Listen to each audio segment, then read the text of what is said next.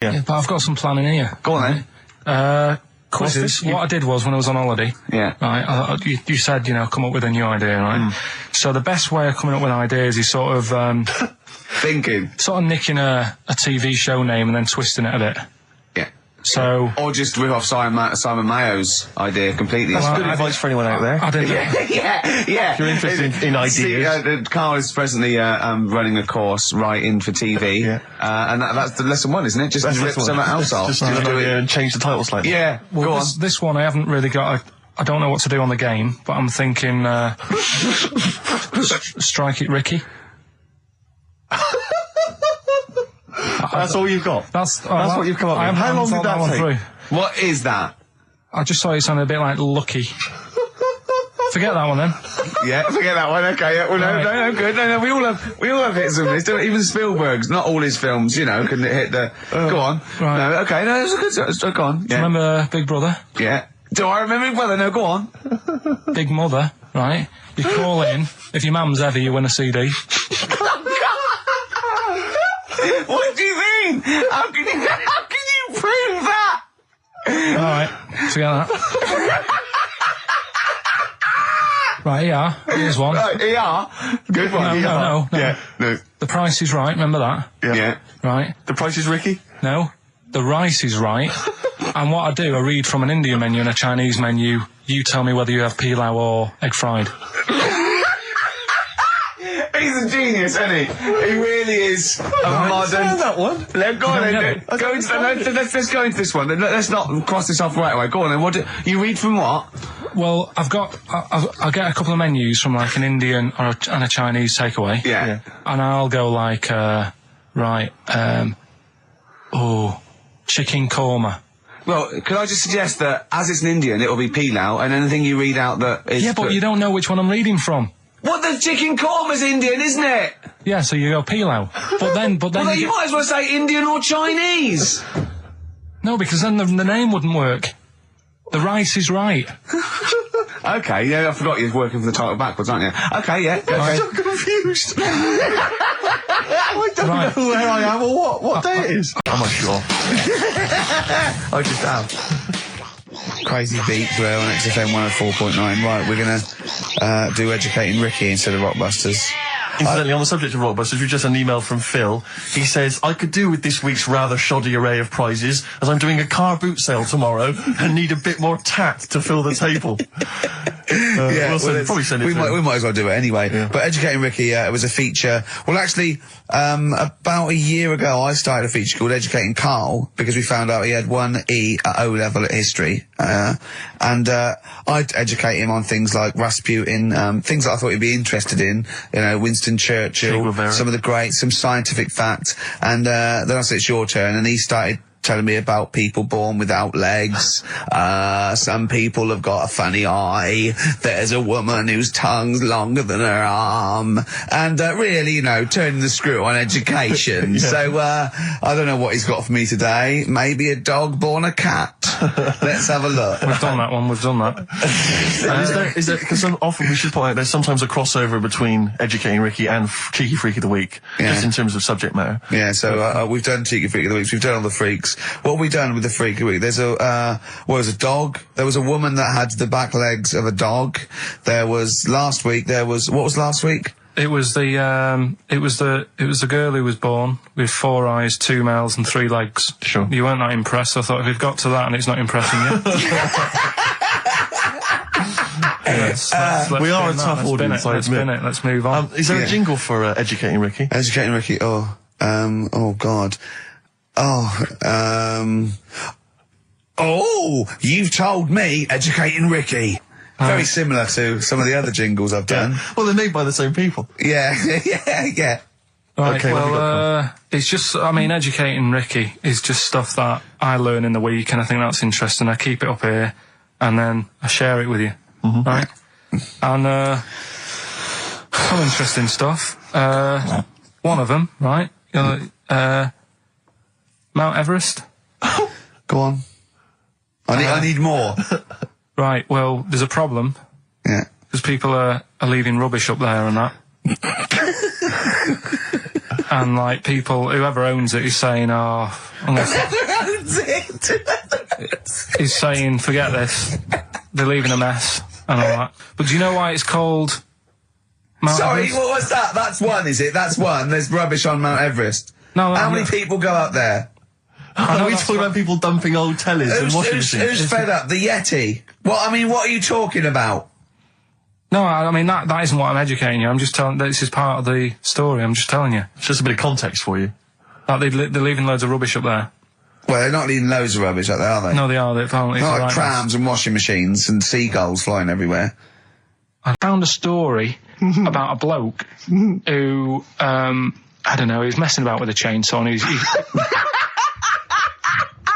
I don't know. He's messing with the chainsaw. He was juggling a midget and whilst taking his alligator for a walk. And go on. and his arm come off, right? Come off. What do you mean his arm come off? The chainsaw took it off. Yeah, So okay. It's like, oh. Again, Anyway, He's going, oh no. Oh. so there's a picture of him on an exercise bike, sort of just with a little stump sort of balancing, but he's getting on with his life, he's happy and everything, everything's fine, he's not complaining, it's his own fault, he's got no one to blame, right? So anyway, he goes to the doctors, and the doctor said, I can do something there. So he goes, well, it's all right, you know, I'm getting by all right, don't worry about it. And he goes, no, we've got an arm in, right? We can attach that, a real arm, from someone who's, I think they'd passed away or lost an arm or something. And They lost an arm and didn't want it back.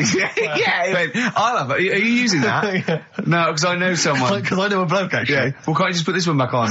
Wow, it's first come, first serve, really. I was just building a bionic man. We've replaced one arm with a robot's arm, so we got a spare one. so the doctor's going, let me put it on. He's like, well, all right then. So they do, Ungrateful bastard. so he does the operation. And everything's fine. He's loving it. He's happy again because he said he can brush his teeth. Right, okay, if this is going to be He's something loving like... it again because now he can brush his teeth. Right, if this is going to be, and it was a leg, or No. it was a chimp's arm, Or it was the arm of a killer. It was two left arms, right? I'm going to kill you. Oh, let's leave it then. What is it? What's the answer? No, it's not that. I'm just. What is... messing. Okay, Right. So he says, go on and do it. So he sews it on, and like I said, he's happy. He's brushing his teeth. He can have a pint in the pub. He's lifting a pint with it. All his mates are happy for him. It goes on for about 2 years. Everything's fine. Then it all starts going flaky. Oh, I knew it would. Was it made of chocolate? All right. So it all goes all like gammy, and then for some The arm reason starts going gammy. it goes gammy, and it gets longer. Of course it does. So there's a picture of him, right, stood in the magazine. He's stood there with his arms by his side. One arm's normal. The other one is like past his knees. It's he can pull his socks up without bending over. So It's is this really- going to be they gave him the arm of an 8-year-old child who would have been the tallest man in the world? No, he just said, oh, what am I going to do? And the doctor said, oh, there's not much we can do. And left it. Wait a minute, you can't That's leave not it a there. story. So, Carl, That's what? not You've a got to story. tell us the explanation. Was it an incredible plastic arm? An incredible expanding arm? Did he fight crime later? No. Well, that's the end of the story. You've got no scientific explanation as to why... That's why I didn't pick it. But you just told it to us anyway. Yeah, but I'm just saying the sort of knowledge I come over when I'm looking for the good knowledge. Yeah? So that Why did hasn't his even arm made the grow? list. Why did this arm grow? He must have had an adult arm. They couldn't have given him an arm. I don't know. It's just one of them. It's rubbish again, It's isn't not. it? Well, I don't. It's an interesting story, but you should It's have not, read. and it's But rubbish. you It should didn't have read to happen. the end. There was photos. Yeah. But you should have read to the end of the article, Carl. No, I did. And he said, you know, he's not happy and he wishes he wouldn't have had it done and all that. And, you know. Are you sure this wasn't entirely unexpected? No, seriously, he was saying, you know, his teeth are nice and clean again because he could brush them and that. But his arm's getting in the way. Ruining his shirts and everything. Yeah. That walked upright like a lot of chimps can. Exactly, Right? yeah. It lost its hair, so it was half human, because all humans are bald. Yeah. So that's the half human bit. It didn't have hair. I'm sorry, humans do have hair on their heads. Yes. The other thing was this desperation to go, could it be half chimp? No. It's a chimp that superficially looks less like a chimp than other chimps. Yeah. So Lee Evans looks a bit like a chimp. Is he half chimp, half human? Yeah. No, he's a human who looks a bit like a chimp. That's Yeah. libelous. Yeah. That's a bit insulting, Everyone's isn't gonna it? have you Should we there. just play some music? Yeah, now? I'm really sorry about that. I'll get back to you on that. Well, we can't get hold of Carl, right? We looked, it's got his old number out there. What, his home number? Yeah, it's a hold on, all right. So, we went to the new records. He hasn't even given him this new home number. So something's funny going on. He doesn't want to be contacted. He hasn't given me his home number. I've tracked down a friend who's looking at it for us. That phone might ring any moment. I apologise for that. But why is Carl not available? It's interesting that neither you or I, and I like to think of ourselves as being fairly close friends of Carl. Yeah. We have made him the man he is today. We cannot get in touch with him. In We the cannot same way, contact him. same way that bloke bought Oliver. Sure. I think that Carl is now ours. Yeah, Yeah. exactly. Well, exactly. I think very much that's true. Yeah, Yeah. Carl is very much like a humanity. If in we many look, ways. we're going to lose contact with him and find him 5 years in a circus in Manchester. Exactly, they're doing experiments on him. Yeah, they're going. We can't figure him out. Yeah. Well, there's something wrong with He his looks like a chromosomes. human, He, but- he acts like because usually humans stand upright. Yeah. And Carl likes to walk on all fours whenever he can. Yeah, It's he's not interested in other human women. He's only interested in apes. Yeah. It Doesn't make sense. Oh my God. And he's bald. He is bold. Oh look, there's as much evidence And- for Carl being a humanzee as Oliver. Yeah. I think there's more.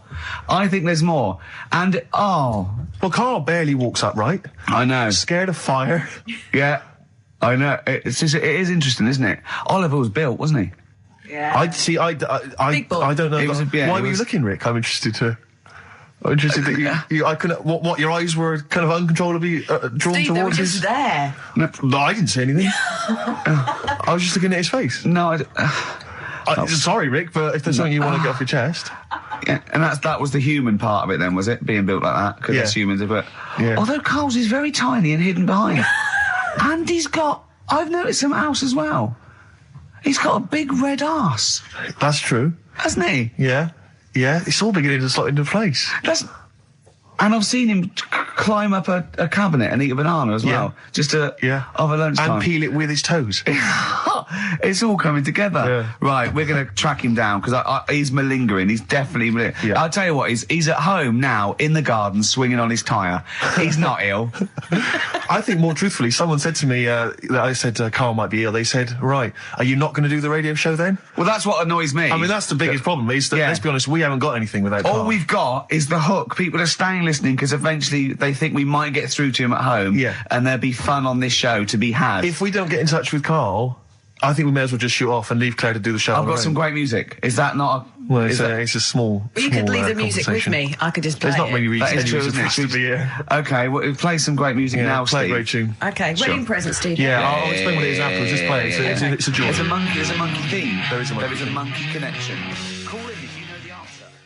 Another classic there from Oasis, Supersonic on XFM 104.9. Ricky Gervais, Steve Merchant, Claire Sturgis standing in for Carl. But where is Carl? Where is Carl? So we've failed to get in touch with him at home. Well, look, he you doesn't think want to he's be listening? contacted. He's turned up every phone off. He hasn't given the XFM his new home phone number. He doesn't want to be contacted. I can't believe he's not listening, to be honest. So you think he's listening now? Yeah, he listened in Manchester.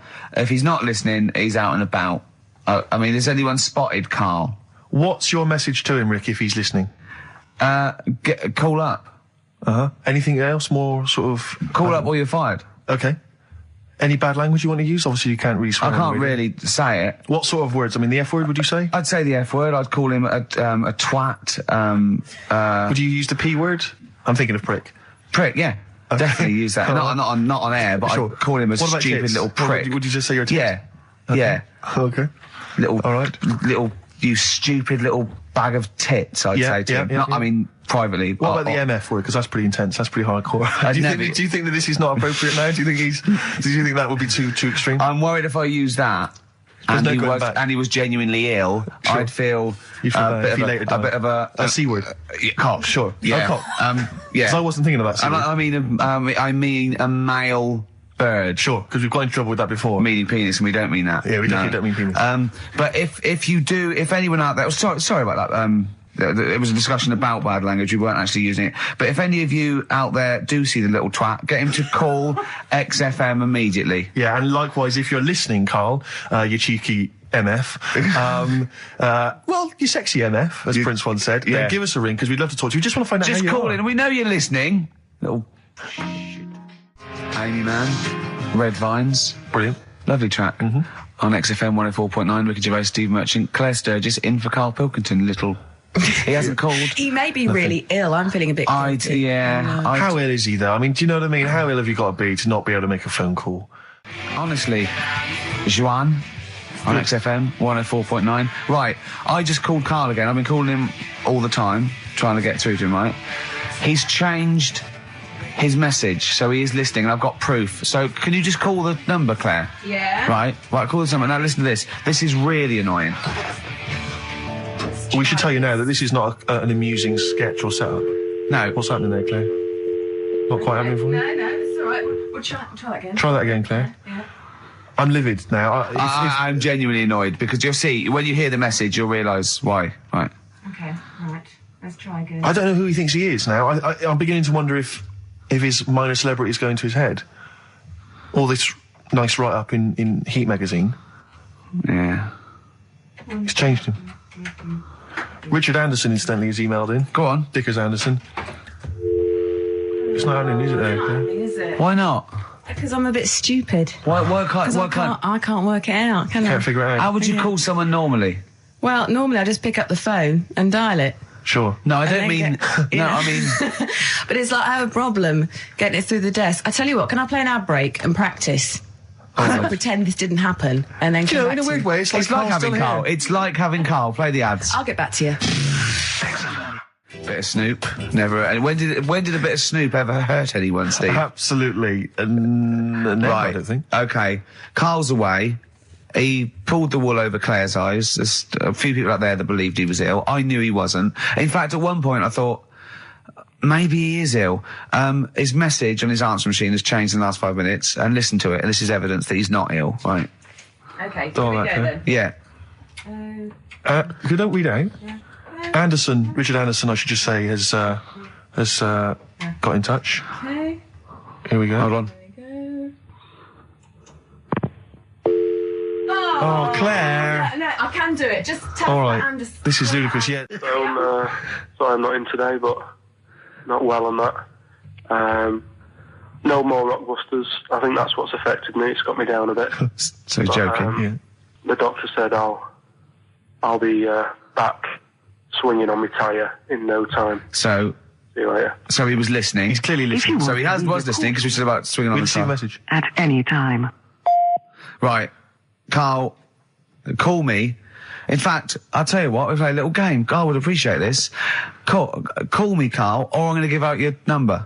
What's the first 5 or 6 digits, Claire? Well, it's 07968. 07968. Okay. Phone now, Karl. Start calling now. Right, give the next number, Claire. You said Give the next number. 1. Make a One. note of this, because Okay. if you want to call Carl yourself... 07968, and the first number to be given out is 1. He's not ill. How do you feel now, Claire? Because he's made a fool of you, because you believed him. I actually He's felt made a really monkey out of sorry you. for him Yeah. last night. But now, passed out, I feel a little bit let down. Right, okay, so we give a number out every 5 minutes until Karl calls, because we know he's listening now. He's taking the piss. He's not ill, obviously, you can hear that. That was as long as a link, so he could have been here. He could definitely call. Are we leaving this message? Is this a message we're still leaving on his phone? Yeah. We're still leaving it. Good. Yeah. Good, yeah. Why don't we leave the rest of the show on his phone? Yeah, As a message. leave it up. He's got to yeah. listen through it all so he can delete it. Yeah, exactly. And the other thing, of course, is that he's not going to get paid for this. No. So he's thrown away 80 quid. That's £80. Right? Now, in Manchester, that's a week's wages. So Easily. he's obviously been spoilt. For all his mank charm, he's down here, he's living the life of He riding. thinks 80 quid's nothing. He thinks 80 quid's nothing Up there, already. you could be buying you could buy yourself your own horse. Yeah. You yeah. could probably get yourself a deposit on a flat. I'd have thought so. Up I'd there, have thought so, easily. yeah. And so, or sun lamps, because it's always dark. Yeah. He could go mental up there. Now, Dog piece of string. So what's the first few digits we've given out? 07968. Yeah. That's and the then, code. And We've then got 1. Okay, we give out a Another number. of Carl's phone number digits. So take that down, because we love calling him. Should we have a little bit of feed or Let something? me just tell you what Dick has said. Yeah. He said, Richard Anderson, he also said, P.S. the show's still rubbish without Carl. Okay, Still rubbish without Karl. Now, is that a compliment? It's still rubbish without Karl. Well, do you want a bit now, or what? Well, no, I wanted you to tell Steve about your holiday. Because you told me in the week. Go on. Steve, I mean, bad idea. I had a feeling anyway about going away with like Suzanne's mum and dad, because I've never been into sort of family holidays anyway, right? Even when you see it, whenever I've been on holiday and you see like families on planes and that, and they're all having a laugh and a joke, loving it, and then on the plane going back, you can see that they've gone off into groups, and like, you know, the dad isn't talking to the daughter and all that business. So I thought, asking for trouble, but you know, I do everything once. Do you know what I mean? Boxing, dancing, going on holiday with parents and that. Give it a go, see how it goes, right? So not your A levels, but fair enough. It started off. It started off bad, didn't it? Because last week I told you that. You know, our dad called us up and said, you know, I want to take some tea bags with us to Madeira. Yeah. What's the best way of packing them? Yeah. Right. So I knew there was going to be problems like that, because the thing with Suzanne's family, right? They like having a routine. They know what they're doing every day. They know what they're having for tea every day. It's the same thing every week and stuff like that. Yeah. So I thought this is going to be interesting, this, because they can't do what they normally do. Sure. I love it. I love you treating it like an experiment. Yeah. Right. Just watching them all the time. So the first problem was they'd never flown before. So I was winding them up a bit. Saying, it's murder. It's really horrible. You know, plane goes all over the place. And my mum had done some research saying, well, I've been reading about it, and she got a funny accent. More people, there's more chance of me being killed on a donkey than there is on a plane. So I upset her. I said, right, when we get there, Spain. I said, when we get there, let's see if there's any donkeys on the beach. Yeah. Right? And she didn't like that. So what? To joke about you hoping she died? Yeah. Oh, what's up with that? Right, so we get there, and you know, they see the villa and that, they're quite happy with all that business, right, and all that stuff. And then as time went on, I was getting a bit sort of fed up with them being around us all the time, because I think you should have your own time when you go on holiday with the family. You should say, right, you go off and do your thing, we'll do our thing, and we'll meet up later and talk about what we've been doing and stuff. Anyway, so it gets to like the Thursday. We've been away since Monday, right?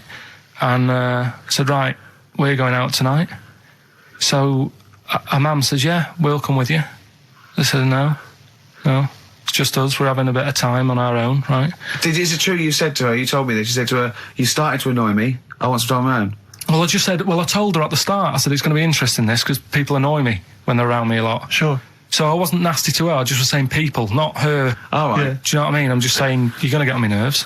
So, you hailed a donkey for her. So, no, but seriously, right, with the flying, do you know those stockings that you can get because of deep vein thrombosis? Sure. She had them on in the cab.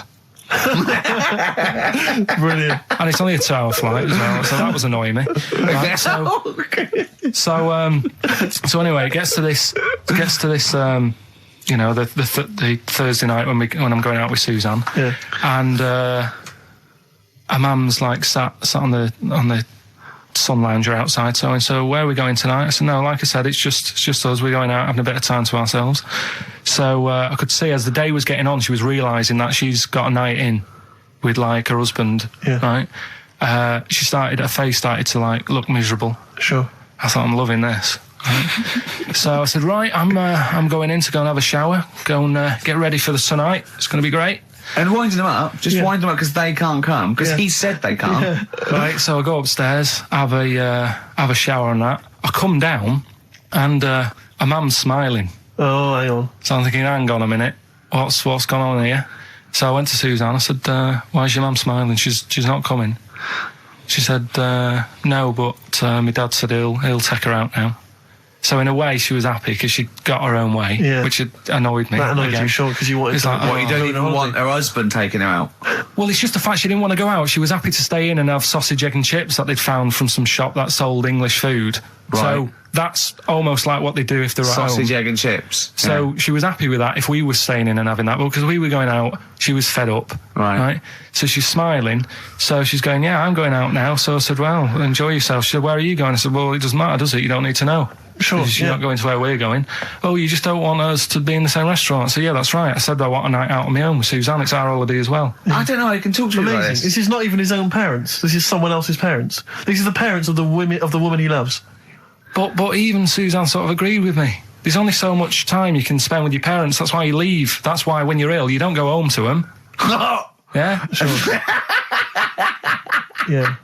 Because the slight difference between me and you, Carl, is that not everyone in the world annoys me. Well, not everyone does. Just... I can see what I felt a bit guilty that week when he said I was annoying him, but I realise it's not my fault now. No, everyone annoys him. Yeah. So, yeah, it was an alright holiday. It was good to get back. Brilliant. Won't be doing it again. So. No. And what now would you say is your relationship with Suzanne's parents? Is it a frosty one? No, I just think they know that I don't like to put up with them for a long time. Yeah. I mean, when we were packing, a man was upset because, like, she really liked the place where we were staying, right? Because it was quite a big villa, because there was a few of us. There was a brother as well with us, right? Yeah. So, our mum said, I love it here. She said, I'm definitely going to book this place again. I said, it's a bit big for two of you, isn't it? Just being sarky, like, we're definitely... I said, because, I won't be coming again. You're like, I don't know what you're like, Carl. You're a monster. You're an absolute You're one of those people monster. that goes, I says that speakers are fine, I says that, and jibbeth whap the wibble. Yeah. And never the wear slep. You're like a middle-aged man. You're like an old man. You're like an old man, and you're what, 30? I'm just imagining you scraping along in clogs and a flat cap going, oh, that tree's got to come down. Yeah. Puncturing a kid's ball if he kicks it into your garden by mistake. Yeah. Refusing to give it back. Yeah, gather round. Yeah, there were once Chinese kid as airy as that cow, which is weird because there's not many Chinese people that airy, but this one, I tell you, it were back in 1990. Grandad, are you eating a Twix? Well, that's you too, with or without you. Steve reckons in ancient Greece, right, it was better to shag a bloke than a woman. And I went, well, yeah. I mean, that's about the male being sort of a first-class citizen, much better, wasn't it? An aspiration to sleep with a beautiful man than a beautiful woman. Women were lower-class citizens, so therefore men were seen as higher class. So to have sexual relations with a man there was no shame in that. No. In fact, it was looked upon. And I said, well, ancient Rome. I said, Nero, he'd sit in his big jacuzzi and he used to get, pretty boy men to just go into the water and just nibble at his testicles while he was having a wash. He didn't do that. He did. No. Yeah. And he's not a gay fella. No. Well, no. I mean, I don't know about Nero, but I mean, it wasn't a case of a big delineation between what was heterosexual and what was gay. It was just, whatever you. So what did this fella do then? This one who's having his. Well, he was pretty much top boy, Nero, for a while. He was in charge. And you did what you were told. If Caesar or. But why were people going round there? Why didn't they go? Oh. No, they weren't dropping in. It wasn't like the door was opening. I was going to see what Nero's doing. It's not like when I pop in here to see you. Normally what would happen is he'd say, come back to my place, I got a book for you. Yeah. You pop in. But he'd come out in his pants. Elton John would be on. You'd have probably been like a delivery boy or a stable boy or something, and you'd have popped round there and you'd have gone, there, right, Nero, there's the tablets of stone you wanted. And they go, Pilkington, why you are here? Pop under, I don't know why he's French. What is that? I don't know why he's French. Just pop under the water and nibble at my testicles and you'd have done it. Because he was Nero. I wouldn't. He would have. There's no way I would have done. Yeah, well, you would have. What have I done? I've dropped a pizza off. Yeah, you pop around to Nero's place with the pizza. Right. Right, I'd say I've done my job. Right? Yeah. That's not the sort of tip I wanted. No, he'd have said, get the little baldy chap to nibble at my testicles, and you'd remember the water. I wouldn't have done it. No, Well, you I me head on the you hadn't done it, right. I wouldn't have done it. Can I just say this, Steve? Not only would you be nibbling at his testicles, you'd have been going mad. You'd have been noshing him just for extra. You'd have been doing everything he wanted. You'd have been going, he'd have gone, I didn't ask you to do that. You'd have been going mental. They'd have been chewing, slurping, smacking, poking. You'd have chopped, you'd have gnawed his packet off. You think you're eating Walker's crisps. There'd be bubbles, there'd be flood. Oh, it'd be horrible.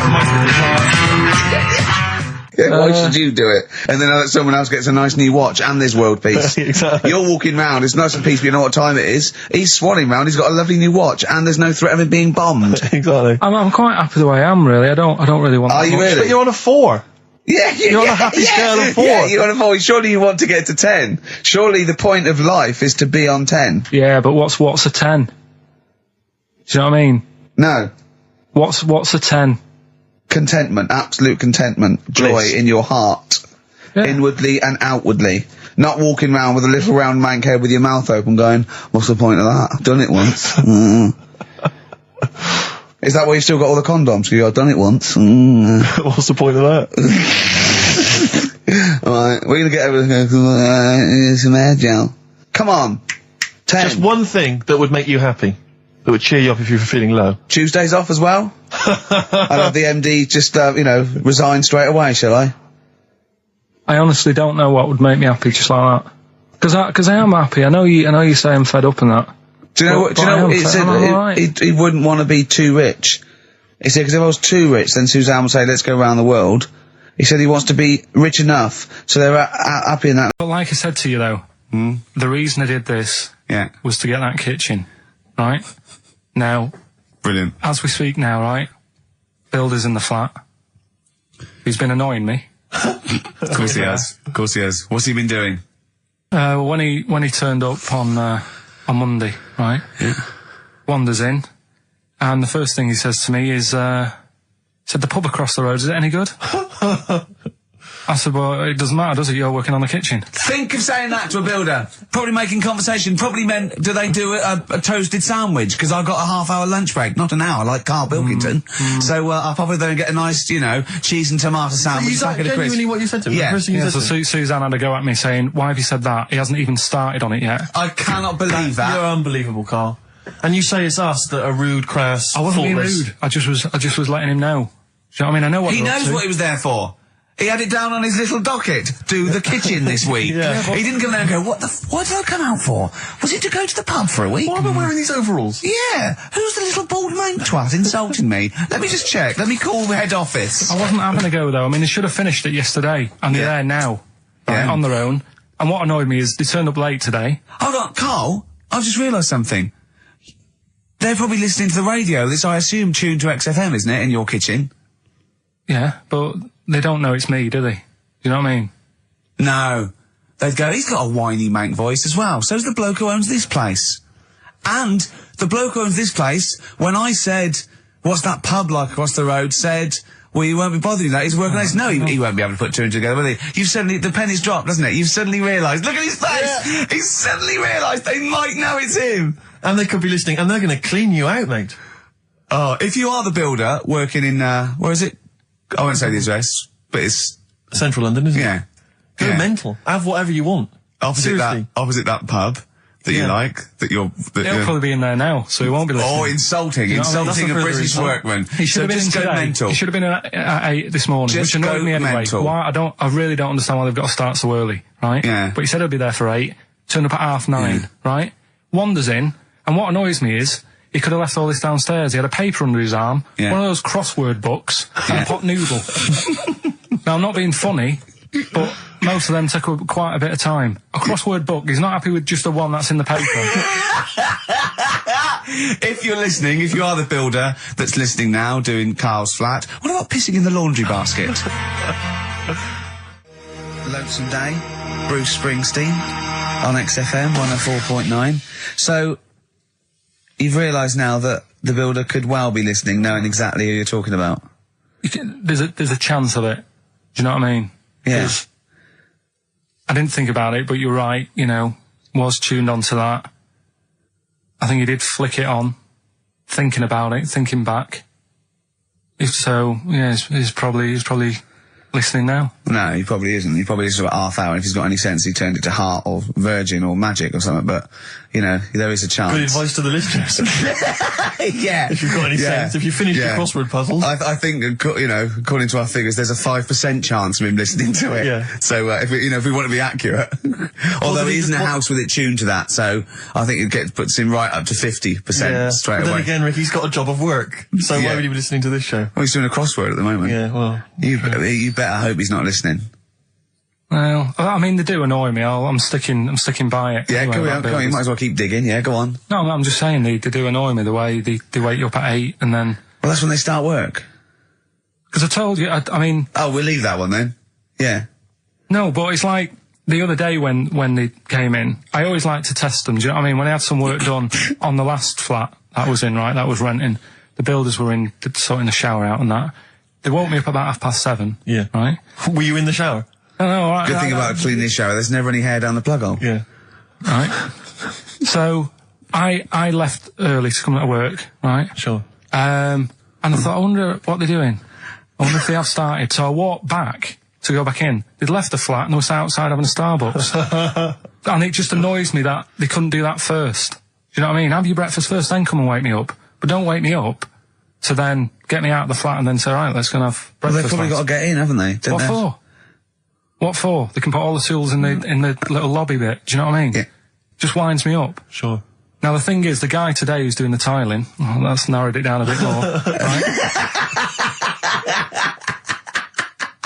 When I knew he was in there, I went out for a bit, had a cup of tea and a bacon butty, right, at a cafe. And I went back and I was really quiet, put my key in the door and opened it really quick to see what he'd be doing. And he had actually started work, so fair play to him. What if he'd just been exfoliating himself naked on the kitchen floor? Yeah. I'd say, right, caught you. Don't use my exfoliate. Yeah. So, Yeah. Go through, if you're listening, go through the wardrobes upstairs. Go through the There's wardrobe, good get some up there. stuff, yeah. they won't get anything. I've put everything in places where they wouldn't think of looking. For jewellery and stuff. So you're thinking that Where have you put the jewellery? Where have you put the jewellery? I'm not saying. Go on. So you're no. thinking that they're going to thieve from you as well? Okay, so if you're listening, they have a route, don't don't think about the obvious places when you're looking for the jewellery. No. But I do things like, I would do things like, you know, just pop a little bit of urine, maybe in the salt cellar or something. Yeah. Just do something. I'll tell you what I do is I take the toothbrushes in the bathroom, just pop them in the toilet, flush it, and then take them back again, just pop them back in there. Leave them nothing. Leave them out. Go on, that one. Right. In Turkey, Nice. it's not, actually. That's where I went and there was them little fellas after Suzanne in the kitchen. What? What do you mean? We went to Turkey. You went to And, Turkey and there were some little fellas. Well, they had quite a few sort of midgets working in the kitchen. Why? Is it a theme? No, Was it a theme holiday? I don't know. Might get them cheaper or something. Was it? So they were get them working, cheaper? They were working in the kitchen, and one of them fancied Suzanne and kept sort of eyeing her up, and she was winding me up saying, "Oh, Not eyeing up and down, just eyeing her up. fancy." Anyway, no. So What anyway, was she doing in the kitchen? no, it's like a pick what you want to eat type buffet, but you have people clearing the tables and that ready for you to come along, Are they low tables? and you know he was just keeping an eye on her. What did he say though? Was he? did he What make was he? this Was he? clear? a It was little- Turkish, so I don't know what he was saying. But he was. He was. A little fella, yeah, Did he talk What do you to mean her? a little fella? What do you mean little fella? sort of dwarf-like. What do you mean dwarf like? He had magic powers or he was 4 foot? No, What do you just mean, A Carl? little bloke, just like a normal bloke, but small. If you stood him in the desert, you wouldn't know. But he'd be hot and nothing says, around right, Carl. You should watch out for the monkeys. Yeah, underground. There's underground monkeys Look, and look, things. you can't just say there was a little midget fella who was eyeing up my girlfriend and then leave it. What do you mean? What was happening? This is a story to us. This is much more interesting to us than, and she was deaf, right, and she hit her head. That's much more I don't interesting. understand how it manifested itself. Did he come over and say something? No, do you know when it's like girls know, don't they? When someone fancies them. What do you mean there was lots of them as well? Do then? they? That's worth knowing. Listen, right, come on, right. So you went into this holiday, yeah? Yeah, wasn't And you that went good. into the dining room or something? Yeah, downstairs. And in you the looked dining over You room. thought, this is all, there's no one serving. Yeah, and they go, Wait a oh, minute. hold on, you looked down and there was a little waiter. There was loads of them running around busy. Why, though? Why did Because they it get was the... summer. What do you mean? Because it was There was loads of summer. them. They had more of them They on. come out in summer. They come out in summer. What do you mean they had more... What do you mean? Because it's busy, isn't it? Well, no, but they Summer. hibernate in the Why winter. were they all midgets? I don't know, maybe it doesn't heat stunt your growth or something. No! Well, they just happened to, maybe it was a thing that they did for tourists or something, I don't know. I just got on with my meal. It was a holiday, do you know what I mean? God. Right, So some midgets serving. I'm not going to ask any questions. Right, okay, yeah. So they're all little fellas running around, and this one always was like, you know, oh, do you want a new serviette? You know what I mean? Going out of his way to sort of... for turning on the charm. yeah. Yeah, he was going out of his way. The others weren't. Right. I think what was happening is he'd been working with Santa all the winter. Yeah. This is sort of little summer break. This one He was hadn't seen your a girl. waiter, and so he was being polite to you. Maybe. But what did Suzanne say then? Well, she was using it to wind me up. What was she saying? Oh, he's... Oh, just like, you know, look. He may be small, but he's Well, built like a... Yeah, he's all man. so... Were you jealous of a midget then? You were jealous of him? It is a bit annoying, isn't it? Why? It wouldn't bother me as much now, because I've been with her for ages. Right. But at the time, that might have been one of our first holidays, and it's like, you don't know, want to be what's going on? I paid for this holiday. And then you get off with a midget. Yeah. Oh. So anyway, But it doesn't matter because you got chatted up by a bearded lady. So. yeah. tell you what, no, that's got nothing to do with that. What were you going to say? What were you going to say? I was going to say the hotel was half board, and maybe. Oh, right. I thought you were going to say it's just one of her shortcomings. So listen, right? Play a record. Right. Badly drawn boy, born again. Right, just get this educating Ricky out of the way. So, Turkey, yeah. So what is this again? This is educating Ricky, is the tip included. Right. Apparently a fellow was on holiday in Turkey. He's just having a normal holiday, weather's good, you know, he's having a good time. Weight is all normal height. Yeah. He's having his meal. He hears a load of screaming going on in the kitchen. No. Has his girlfriend wandered in there? And they do, With a step ladder. Yeah. the circumcised people in the kitchen, and apparently... What are you talking about? Whoa. Slow down. We were sidetracked there for a minute. What are you talking about? Well, I'm excited about two things at once here. One, they circumcised people in the kitchen. Two, I guessed it was someone losing the end of their knob. He did, yeah. I started thinking like Karl Pilkington. Extraordinary. That is amazing. Apparently it was going on. It wasn't just a one-off either. Well, when I say a one-off, I mean they did it more than once. Yeah. Right. And there was it was there for a week, and apparently the first night it was quiet, and then the rest of the week, every day it'd be like having his breakfast, or even his lunch, or even his tea. Yeah. Right? He'd be doing it all day. Oh. You'd be hearing Lunch and screams. breakfast, fair enough, really. Yeah, Circumcision at tea time. Don't do that. And apparently it's a tradition over there. You can't even make a complaint about it. It's like, well, you should have found out before you come over. See, I can't believe this is Sorry, true. I'm a little I bit can't lost. believe this He is was in true. a restaurant, in a hotel, and there were people having circumcisions in the kitchen. Yeah. Is that right? I'm even worried that we're bordering on the racist here, suggesting that is tradition, that Turkish people cut the end of their cocks off in the kitchen Yeah. at meal times. I think you're wrong, Carl. This just sounds ludicrous, Carl. No, I don't think it happens everywhere. Right. I think this Just in this Oh, particular this is this restaurant. hotel. certain places, Certain hotels. certain hotels. What, is it like 2-star? Yeah. I don't- that- Why did he go to the foreskin inn? It was his own fault, wasn't it? so that Sorry, that's it, is it? Have they closed? Sorry, no, wait. That's the story. You educated me, right? Once a fella saw some Turkish people cutting the tip of their knob off in the kitchen. Thanks very much. Yeah, but I know you guys are laughing about the height thing, and for those that have only just tuned in, I am 6'7" tall, which is tall, and that's big. And I pride myself on it in a way. I've worked hard, I've not smoked, I ate well. Yeah. It's an accomplishment. But obviously, I didn't have much involvement in it. I just and it's a curse because mainly the problem is that you can't get stuff, you can't get clothes, you can't get shoes. Size 14 feet. Yeah, but it is genuine, and I don't know. I mean, it costs a lot to buy a pair of size 14 shoes, and so I don't. I mean, if you were genuinely poor, I don't know how you'd afford to be tall because the clothing costs more, everything costs more. I've seen this in comics that you'd actually go to school in a barrel. Wearing a barrel With just braces, it'd just be a barrel like that, and you'd have sort of flip-flops. And you'd take a mule with you. They all had a mule, didn't they, the But poor people always think like you'll be in a pub or something, and people just think they can talk to you about it. They just think, hey, you lanky, it's just like, because it's like they But think, that really annoys you, doesn't it? Well, it annoys me because it's like they think I should be proud of it. Like, Well, it's exactly, an but accomplishment. they don't think that this is not a disadvantage. This is not a disability, is it? You're taller than most people. It might It is get a disability No. if If you were 8'3", it'd be slightly debilitating. You would, but Disabilitating? you're what? Disabilitating? Yeah. No, you're a medical man, aren't you? But no, the point is, it's a disabilitating because when you go on public transport, like if you're on a coach, Yeah. the only place I can sit on a coach is that seat On the driver's lap. Either on the driver's lap or that seat at the very end. Yeah. Which sits into the aisle. Yeah. That's the only place I can Well, sit. you and there's stand only up- some sort of stand kids up- at the back waving at drivers. you could drive it from the back. Here he comes, watch it. Were you a tall baby? Or Mr. and Mrs. Merchant, you've given birth to a basketball player. Look at his dribble already. Were you a tall baby? Babies aren't tall. at what point did you suddenly Jesus, nothing fits me? Well, it didn't happen overnight, Carl. Let's I do a didn't little wake up. graph. How tall were you at 5? Oh, I don't know. 3 foot? 3 foot. How tall were you at 12? 6 foot? 6. Were you really? I don't know, do I? How do I remember? I don't remember this. Well, when did teachers start calling you freak boy and Really, lanky? they didn't. It wasn't Didn't they? so much. It was no. You went to a funny school. I went bowling with him once, so I'd never been bowling before, and he'd been once before, and he went, let's go to this bowl. We went to a bowling alley, right? And you have to wear these special shoes. Now, they're sort of like pointed things anyway, and they're multicoloured, sort of red and green. They look pretty weird. And the woman said to me, oh, what size? I said, oh, 8. She went, yeah. What size are you? He went, 14. She went, 14. He went, you probably haven't got them.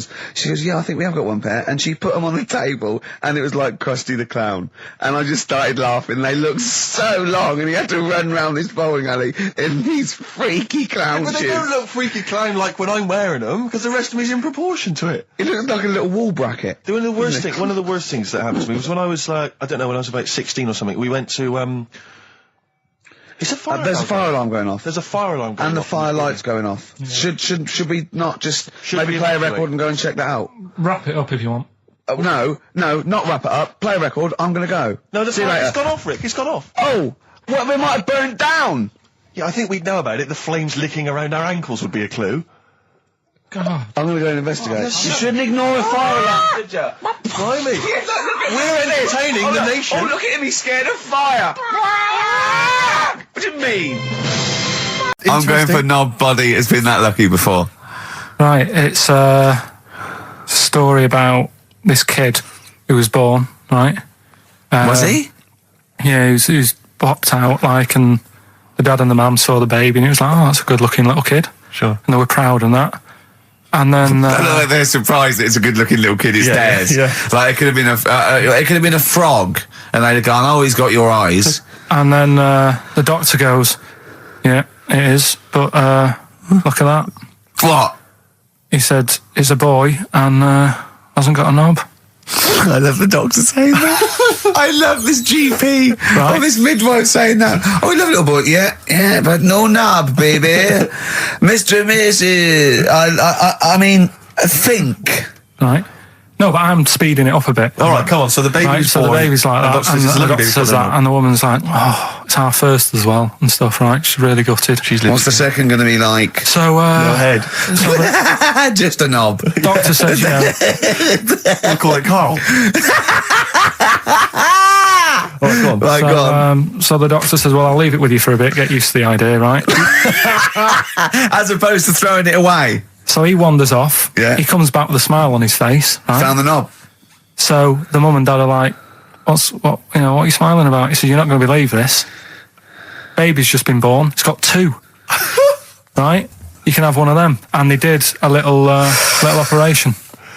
Where did you get this information from? That's in a book. What book? Is it the same as the book that you carry round with you? No. With the woman with 3 legs, the juggler with 9 arms, and the bloke who found shagging a chicken under a rock. Is it in that book? Weird though, isn't it? Well, it's not true. It is true. What, in the same hospital, there was a baby born without a knob. Luckily, Carl. It happened. You swear to God you're not making The this up. doctor making came up, back honest to God. smiling because he won't believe it. There's a baby there with an excess of a knob. It happened, honestly. I'm not, all these things are not made up, the educating stuff. That's why I do it, innit? Teaching you stuff, always teaching you stuff.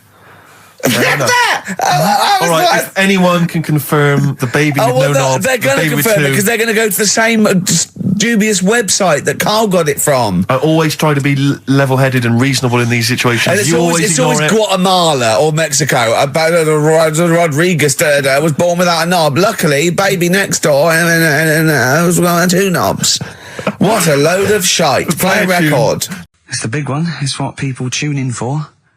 They probably tune in about 10 to these days. For Monkey News with Karl Pilkington. Can we hear the jingle? Only 4 to go. Oh, chimpanzee, that Monkey News. Right, this one's about it's been emailed in to me. Right. I haven't really had time to check it out this week. No, you're joking. Been busy. Ooh, I hope it's not stupid. Goes back to 1908, and the person's saying it's a good story and that, and they're surprised I haven't picked up on it yet. Right? The Olympics, right? In 1908 in London. Apparently it was meant to happen in Italy, but it was cancelled. Don't know why. Right? And it happened in London. Anyway, 400 metres. Right, it was meant to... there was a fella who was going to do the run, right, and the favourite to win it was this Bulgarian guy, right? Who was like a newcomer. Okay, these are a few things it cannot be. One, he injures himself, so a monkey steps in and wins.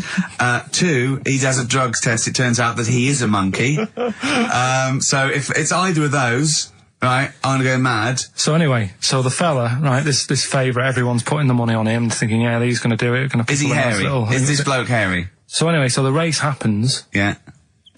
And everybody's lined up, ready to run. And, you know, everyone's saying, yeah, he's going to win, he's going to win. Then suddenly, a bit of murmuring going on. People going, oh, what's going on here? Right. He's eating a banana.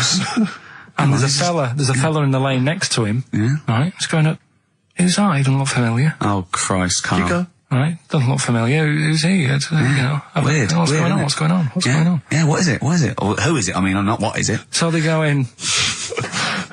So they say, well, he might not be that any good. Do you know what I mean? He might not be good. He might. It's just a bit short, and doesn't matter. he's only 3'6", and he's hunched over on his knuckles. So I didn't realise it was fancy dress.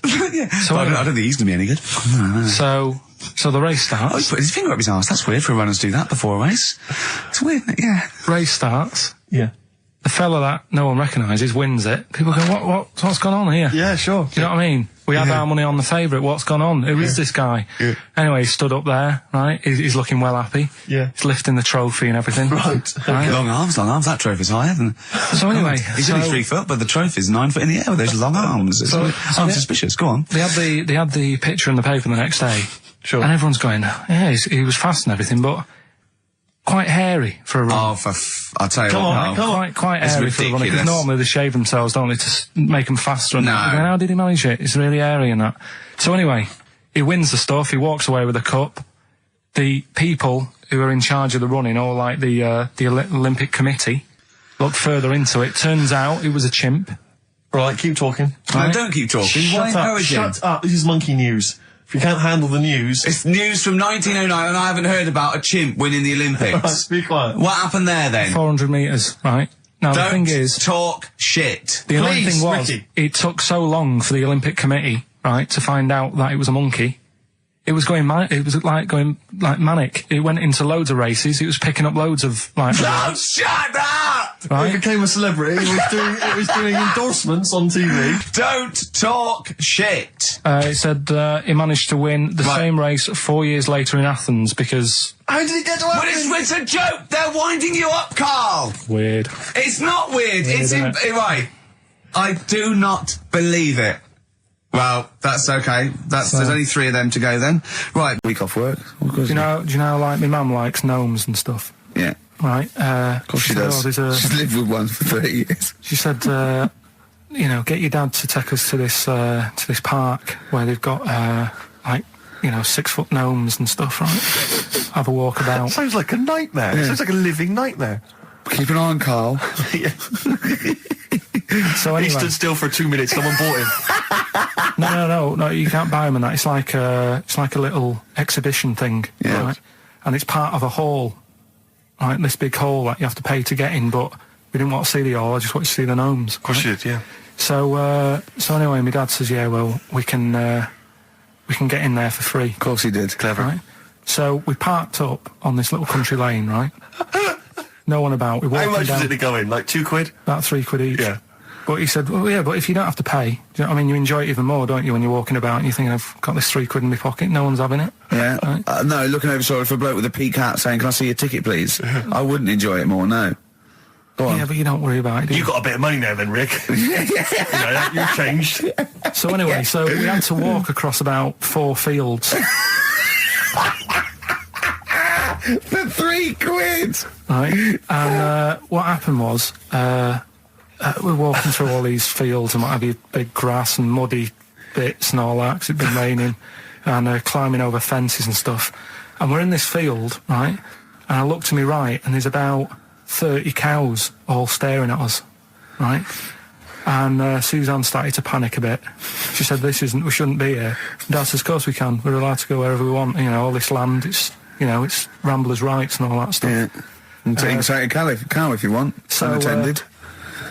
So Serves him right for leaving him in the field unattended. I'm having one. And keep us fed for a week. Anyway, these cows start surrounding us. Surrounding us. Oh, brilliant. Oh no. Face off. And Suzanne's panicking, going, "This isn't right. We're not going to make it to the fence in time. They're moving faster than us." And he started sort of running a bit. Wow. And It's like some kind of bovine West Side Story. Don't A gang of cows coming at you. don't worry about it and stuff. But my dad had to sort of stand there and like wave a stick at him. Of course. And we got away, but Suzanne was like having a bit of a sweat on, got away. saying, we could have got killed. Sure. And my dad saying, "No, it never happens." And I just wondered if it does, if there's a risk of... Yeah, it is rare, but there's been a couple of cases of being trampled by cows. They're not aggressive. They sort of run through you. Well, they're aggressive if they've got a calf. They don't have kids. What? They had kids with them. Kids, yeah. That's goats you're thinking of. Yeah. Maybe they were trying to sneak into the gnome thing, and they were worried that, like, if too many people did it, and they thought some cows, we can just sneak in. They Where were cows, trying, no one's expecting cows. And the cows to were be going, humans. "Walk upright like you're human. Don't walk upright." They thought you'd blow their cover. Yeah. Yeah, people have been killed by cows before.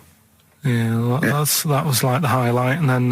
So when you arrived there, you were presumably covered in mud, looking like something that had just come from Glastonbury, staggering around this exhibition. It wasn't that bad. It was just like a woods, and it had like a funny sort of funeral, like a graveyard thing. Right. Yeah. With bodies sort of hanging out the ground and that. And we had What? these 6-foot gnomes. Right. And then we just set off again, walked back.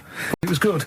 But then I got back, right, Steve, and called up Ricky. I said, "Right, are you about? Have a chat and that." So he said, "Oh, I'll just come round. It's a nice day. Have a drink and what have you." So I got round there at about 6:30, right?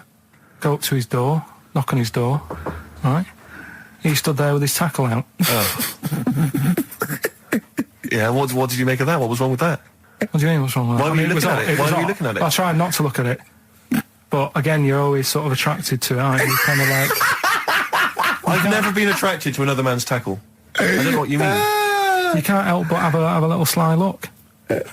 Especially when it's there. When you ring the bell, and I mean the one on the door, right? And that's hanging out. And does he dress to the left or the right?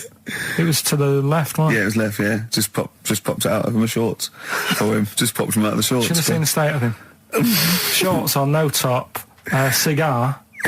Looked like someone out of The Sopranos. It was a mess. Yeah. And then... we sat on the balcony drinking wine, didn't we? Did you pop it back in, or was it still... Yeah, I popped it straight back in. I've got the laugh. Sure. I've got the laugh I Yeah. wanted. Yeah. He walked in, he went, "It's not that hot." Straight away. It's not that hot. Oh, brilliant. And then, was that knob news, or is there more? No, it's got more knob news. That's just a taster. Just a taster. Listen, let's play some adverts, let's play some great music, and maybe we should have some early knob news. Early knob news coming up. XFM. Good, that, innit? On XFM, 104.9, Ricky Gervais, Steve Merchant, Karl Pilkington. As ever, Rick, there's always someone who steps in to defend Carl. Okay, what is the defence? What is the defence? Here's an email from Scott Coomer. He says, "Carl is actually right. I've got an A-level in statistics and probability. It doesn't matter how long they have and how many monkeys you have. You cannot guarantee they would type the complete works of Shakespeare. Infinity makes it probable they would get it right, but not definite." Yeah. Well, yeah. Yeah. That's what I was saying. No, you weren't saying, Carl. You don't understand it. Infinity sort of sorts it out. That if they do anything, they nearly do everything, won't they? No, I mean, they'll give it a good shot. No, that's not the point. But the I'd point be is surprised if they did one page right. Right, listen. It's not to do with consciousness. It's not to do with them aiming. They are just bashing away at the keyboard. It's like they're used to show that there isn't consciousness. They chose the chimpanzee because it can type, presumably, hit the keyboard. It's because they hadn't come across you at the time. Yeah. It's to take out thought out of it. It's to take out reason and trying, right? It's just random. They're saying that if you typed enough things, if the computer was left typing everything, if you left it for an infinite amount of time, and they chose Shakespeare because there is meaning behind it, and it's difficult to get it exactly right, to show you that Infinity would come up with it's not just Shakespeare, it's every novel. It's everything. Fairly eloquent there from Gervais. A quick riposte, please, from Karl Pilkington. No, I'm just saying, what I don't understand, if it hasn't read it, then how does it know where it's going? Listen, right, listen, right, Can I just explain to people, right? Some people have said, oh, why are you cruel to Karl? He drives me mental with things like that. What do you mean, wow? Can I just go, let me just take a breather for a How do moment. I do your editing? He keeps coming in the week. You know that I work here properly, yeah, in the week, don't I? Yeah, I've got a proper job, yeah? Yeah. Should be 9 to 5, but I normally get in at about 8 o'clock and work A lot till of people about getting 8. 8 o'clock. Working hard, trying to do my job. 3 times this week, I've been rushing around. I walked past my little studio. He's sat in there, all right? Now, because I've got this sort of job, I can get away with it. I said to him, if I was a doctor, would he keep coming to me practice? If you were a doctor, there'd be severe problems with the NHS. Imagine that. The standards would have lowered so much if you can arrive at the hospital, you're a We'll doctor. pop in, I'll go to lunch, don't we? We have a little lunch break, don't we? I go, come on, let's go now. He goes, I'm busy. I go, come on, let's go now. He's going, oh, you're doing me head in. Well, when I was talking about the monkey conundrum with Karl, he said to me, right, if I had a day off work, and I was, say, watching the TV, and with one hand I was typing a typewriter, would I type Shakespeare? I mean... Yeah, but you see, there's certain things. We were talking a little bit about this stuff the other week, weren't we? When we said you were going on about Einstein, and I said he's not that good. You know, E equals MC squared. You know, it sounds good, but I've never used it. And that. I've never used it. You haven't used 2 and 2 equals 4, Karl. The fella with an apple fell on his head. You know, it could have been anyone sat under that tree. Do you know what I mean? It's just annoying. Lucky. And It just happened to be a genius. Newton gets all the credit Do you know for what I his mean? laws of the universe. Well, other people were working whilst he was having a lunch break under the tree. Okay. So in a way, it's like he didn't deserve to have that success story. Again, forget the apple and the tree and whether he was sitting down having a lunch break. It's totally irrelevant. Yeah, but what I'm saying is there's certain things that will just happen. You know, it's like, I think we were talking, when we were out eating the other week, we were talking about Noel Gallagher. Well, this is the reason the monkey discussion came up, right? Noel Gallagher... I don't know what to say. I don't know what to say. Rick, I don't want to misquote Noel. I'll be like Herbert Lom in Clouseau. I'm going to get a twitch whenever he opens his mouth. I don't know where to start with some of his statements. Well, as I say, this discussion began because we were talking about a quote that Noel Gallagher supposedly gave. Now, I don't want to misquote Gallagher, but the gist of it was that he said, had I written Wonderwall or whatever, instead of the Beatles writing Strawberry Fields or whatever, I'd be the one that was considered the great songwriter and it wouldn't be the Beatles. You know, it's just the fact that they came first that meant that they get all the credit as being the greatest band. I don't know where to start with that statement either. I mean, that's Gallagher's thing, and he's, you know, well, whatever. We know what we think of that. What was your point, Karl? You agreed with him, didn't you? Yeah, I reckon, right? Do you know we've talked about putting a baby in a room before and it'll know what colour it is and stuff? If you got a room that's painted red, right? But forget that, because that's going to confuse Hear him out. Listen to me. Say if they did some new TV show, right? Like, what's that film with Jim Carrey in where The Truman Show. The Truman Show, right? So they make up a little room and some woman has some kids and you say, right, let's put the kids in this room, and they don't know what's going on outside. They don't know anything about, like, EastEnders and that. It's like their little world, right?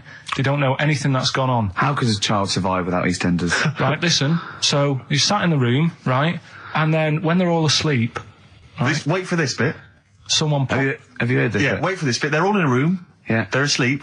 Yeah. someone pops in, puts a guitar next to the bed, right? Nips off out again. They wake up in the morning, and one of them goes, "What's this?" They don't even know it's a guitar because they've never seen one, right? They're talking English though. Yeah. We just left guitar out of the vocabulary. Right. So There's plenty more to come. one of them will pick it up and they'll go, "I don't know what it is," and they'll start strumming. They'll go, "That sounds good, doesn't it?" Give them a few weeks, they could come up with "Hey Jude." Whereas typing Shakespeare, a monkey that can't even spell. I see that. That's what I'm saying. Right, we've got who's that on the line? It's Rob. Rob, and are you a doctor? I'm a final year medical student. I'll be a doctor in 2 months, touch wood. That's close enough, isn't it? Yeah. Excellent. So, where do you study? Do you want to give more details, or do you want to remain anonymous as you're calling in to I talk? study at Barts Hospital. All right, great. So, why do GPs sometimes put their finger up a man's anus? To see what's there. Yeah, if you've got hemorrhoids, if you've got an enlarged prostate. it's either that or they stick up a big tube and have a look up with a light. What? And it's easier to do that. Now, are you dumbing this down for us, or are you going to fail your medical exams by saying stick up a big tube with a light? I'm dumbing it down. Okay, come on then. We're all intelligent people here, and Carl. So you tell us what's that called? It's called a sigmoidoscope. Right. Nice. That was a clever test, wasn't it, Rick? 12-inch long. Yeah. 12-inch long tube that they can put up there. So, Carl, would you prefer that or a finger? Well, so do they sort of do the finger first, and then, I mean, at what point do they say, hang on, we need a light here? I mean... It's normally if there's something wrong. But, so if I go then, say if I go to this well-known clinic, right, and they go, yeah, the art's good and that, yeah, finger, there you go, and then they go, hang on, I'm going to go and get me light and tube. I could start worrying then because they've sort of found something. And they're not likely to go straight in with the tube. They'll probably send you off some tests first. But Carl, there's nothing. But you go to these places to put your mind at rest and to know where you are with your health. I mean, it's not that you go along. That's what most people worry about. They think that because I'll go along and they'll find something. Well, one, that's illogical. It doesn't heighten the fact they'll find something because you go along. And two, if they do find something, it's a good job you went along. I mean, I'm a hypocrite because I don't go to the doctor, but I've had that Carl, done. You should be concerned if when they shine the little light in your ear, it comes out the other side of your ear. No, the other ear comes right out the other side. That's when you should be worried. But Rob, right, you said then, if they find something, they send me off for some tests. Why can't I just have the test without that and cut out the middleman? Do you know what I mean? Because you're wasting lots of money. There's hundreds of tests they could do, and they could do every test, and they could all come back with nothing, or they could do the finger up there and send you for the 3 tests you need to find out what's wrong with you. But in this day and age, with all the technology and that, and like brainy doctors and all that, the only way to find out is sticking a finger up there. What are you worried about, Carl? Is it fundamentally that this doctor who's has done 6 years medical training, is it embarrassing to have a man's finger up your ass? I just don't understand how you can get round to that without... But what don't you like? Is it fundamentally you don't like anything up your ass, or is it the fact that it's a man's finger up there? I don't like going to the doctors. It makes me nervous, because I think if anyone searches you long enough, they're going to find a fault with you, right? And especially if they're going that far into you. They're going to find something. And Probably not. well, I just don't... I don't know how to get round to that sort of... that point where you get a... What do you talk to the doctor about? And he's like, all right, nice day. Strap your trousers. He goes, he says, I'm gonna just, Most people just shut up and let you do it, and then breathe a sigh of relief when you say there's nothing there. Yeah. But is that at the end of the test, or is that the first thing he does? It's the last thing. So that trousers up out the door. Because he knows it ends conversation. He knows it's a bit of a faux pas. The doctor says, "Oh, I better not kick off with the finger up the arse." What I do is I'll start on with the the head, and then we're then go. Oh, one final thing, Mr. Pilkington. So Rob, he drops his keys and he goes, "Pick them up." And as you bend over, will you be doing this, Rob? Is this what you're like open to do? You do all these. I'll have to do it at some point. All doctors do it at some point, no matter what they specialise in. So the first one, is the another doctor there to sort of make sure you're doing it right? Not dentists. No, but do you know? Dentists aren't doctors anyway. But do you know what I mean? Like, normally it's like a co-pilot will have someone with them for the first one. So when you put your first finger in, will someone be there going, right, you just want to move to the left of it? I've already done it. Have you? Yeah. So that's the thing with a student, you're learning. So you get people teaching and you learn on these things. Can I just point out, Rob, I think I'm right in assuming that you have a glove on. Yep. And there's lubrication. Yep. And it doesn't hurt. No. There you go. What are you worried about, Carl? Who's this person who everyone's testing on in your class? It's not one person. One person. There's like, when a patient comes in and they've got a problem, your boss, the consultant, he does his finger up, and if he finds something, he goes to the patient, is it alright if the student has a feel as well? Then the student puts on a glove, puts the sleeve on the glove, and sticks his finger up and sees what he comes out with.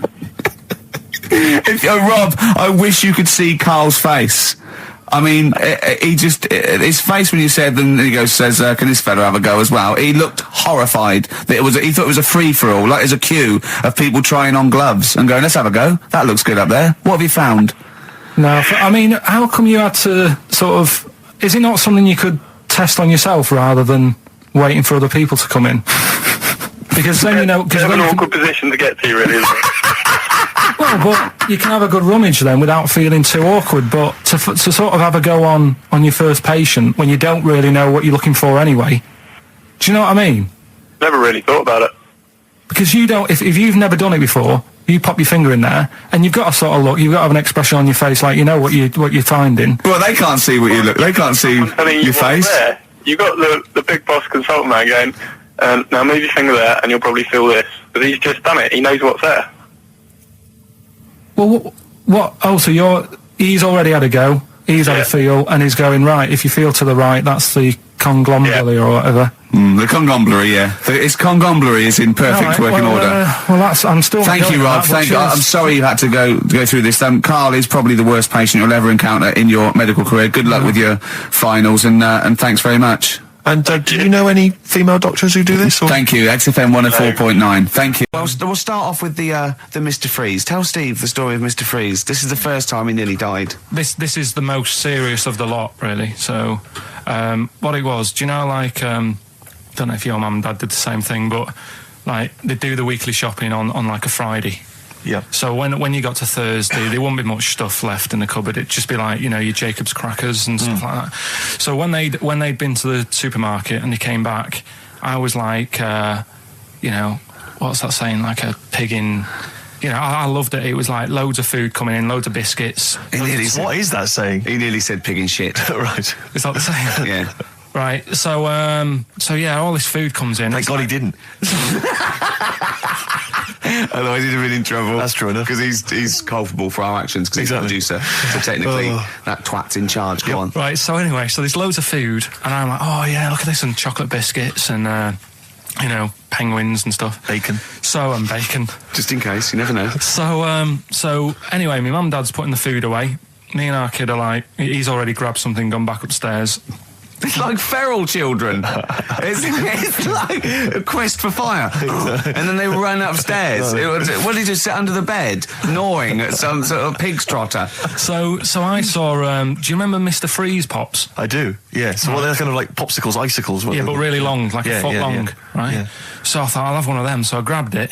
Went for the nutritious stuff first. Absolutely. And like my mum and dad are putting this stuff away and what have you. And I rip it open and knock it back. Right, straight away, just right back like Swallow that. It, yeah. But it went down the wrong way, right? So What's down your shirt? So I was like, oh God, I can't breathe. And my mum and dad didn't even know what I'd ate. Do you know what I mean? I ate it so quick. Yeah. And I'm sort of tapping my mum on the back, going, and she's going, oh God, you know, he's choking again, because I was always choking. If it was one thing, I don't know if I've got like a small throat, but I mean, even Ricky knows I can't drink that much, can I? Yeah. Do you know, or eat pebbles. I'm not a quick drinker. I'd always, I think I'm scared of like swallowing stuff. Yeah. And it was like bottle tops and mint imperials and stuff. I was always choking on stuff. Oh, jeez. So anyway, she's going, oh God, what's he picked up on it now? Drop it. So, hit his nose with a stick.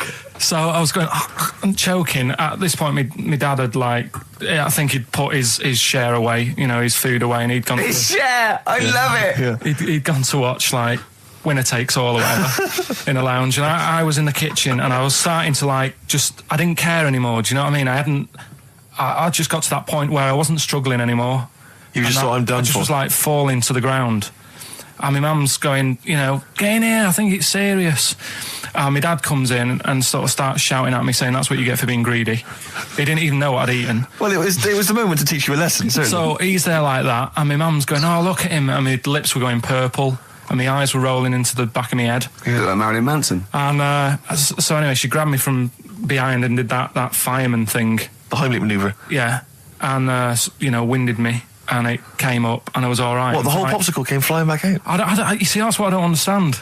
Because There was nothing there. I No, think just it's a little that- bit. No, it swells up, doesn't it? Because it irritated it, so it went down your sort of like your epiglottis. It went down the wrong way, like it went into your air canal instead of your throat, and it sort of spasms, and that's the fear. You just got to calm it down and relax. So in time, I would have been all right. Yeah, anyway. you don't. Well, no, yeah. you might have. So that's so that's hang on. one. So, but so No. But the weird thing is, like for like 3 days after that, I felt like a sort of a special person.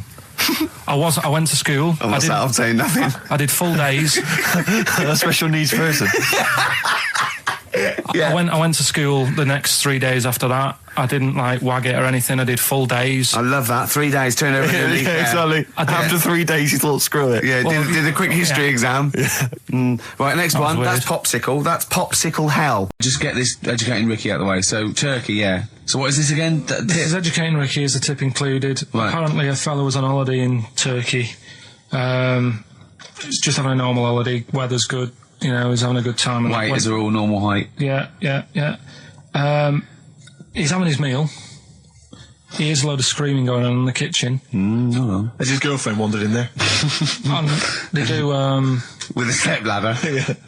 they circumcise people in the kitchen, and apparently... What are you talking about? Whoa. Slow down. We were Sorry, sidetracked there for a minute. what are you talking about? I'm excited about two things at once here. One, they circumcised people in the kitchen. Two, I guessed it was someone losing the end of their knob. He did, yeah. I started thinking like Karl Pilkington. Extraordinary. That is amazing. Apparently it was going on. It wasn't just a one-off either. Well, when I say a one-off, I mean they did it more than once. Yeah. Right.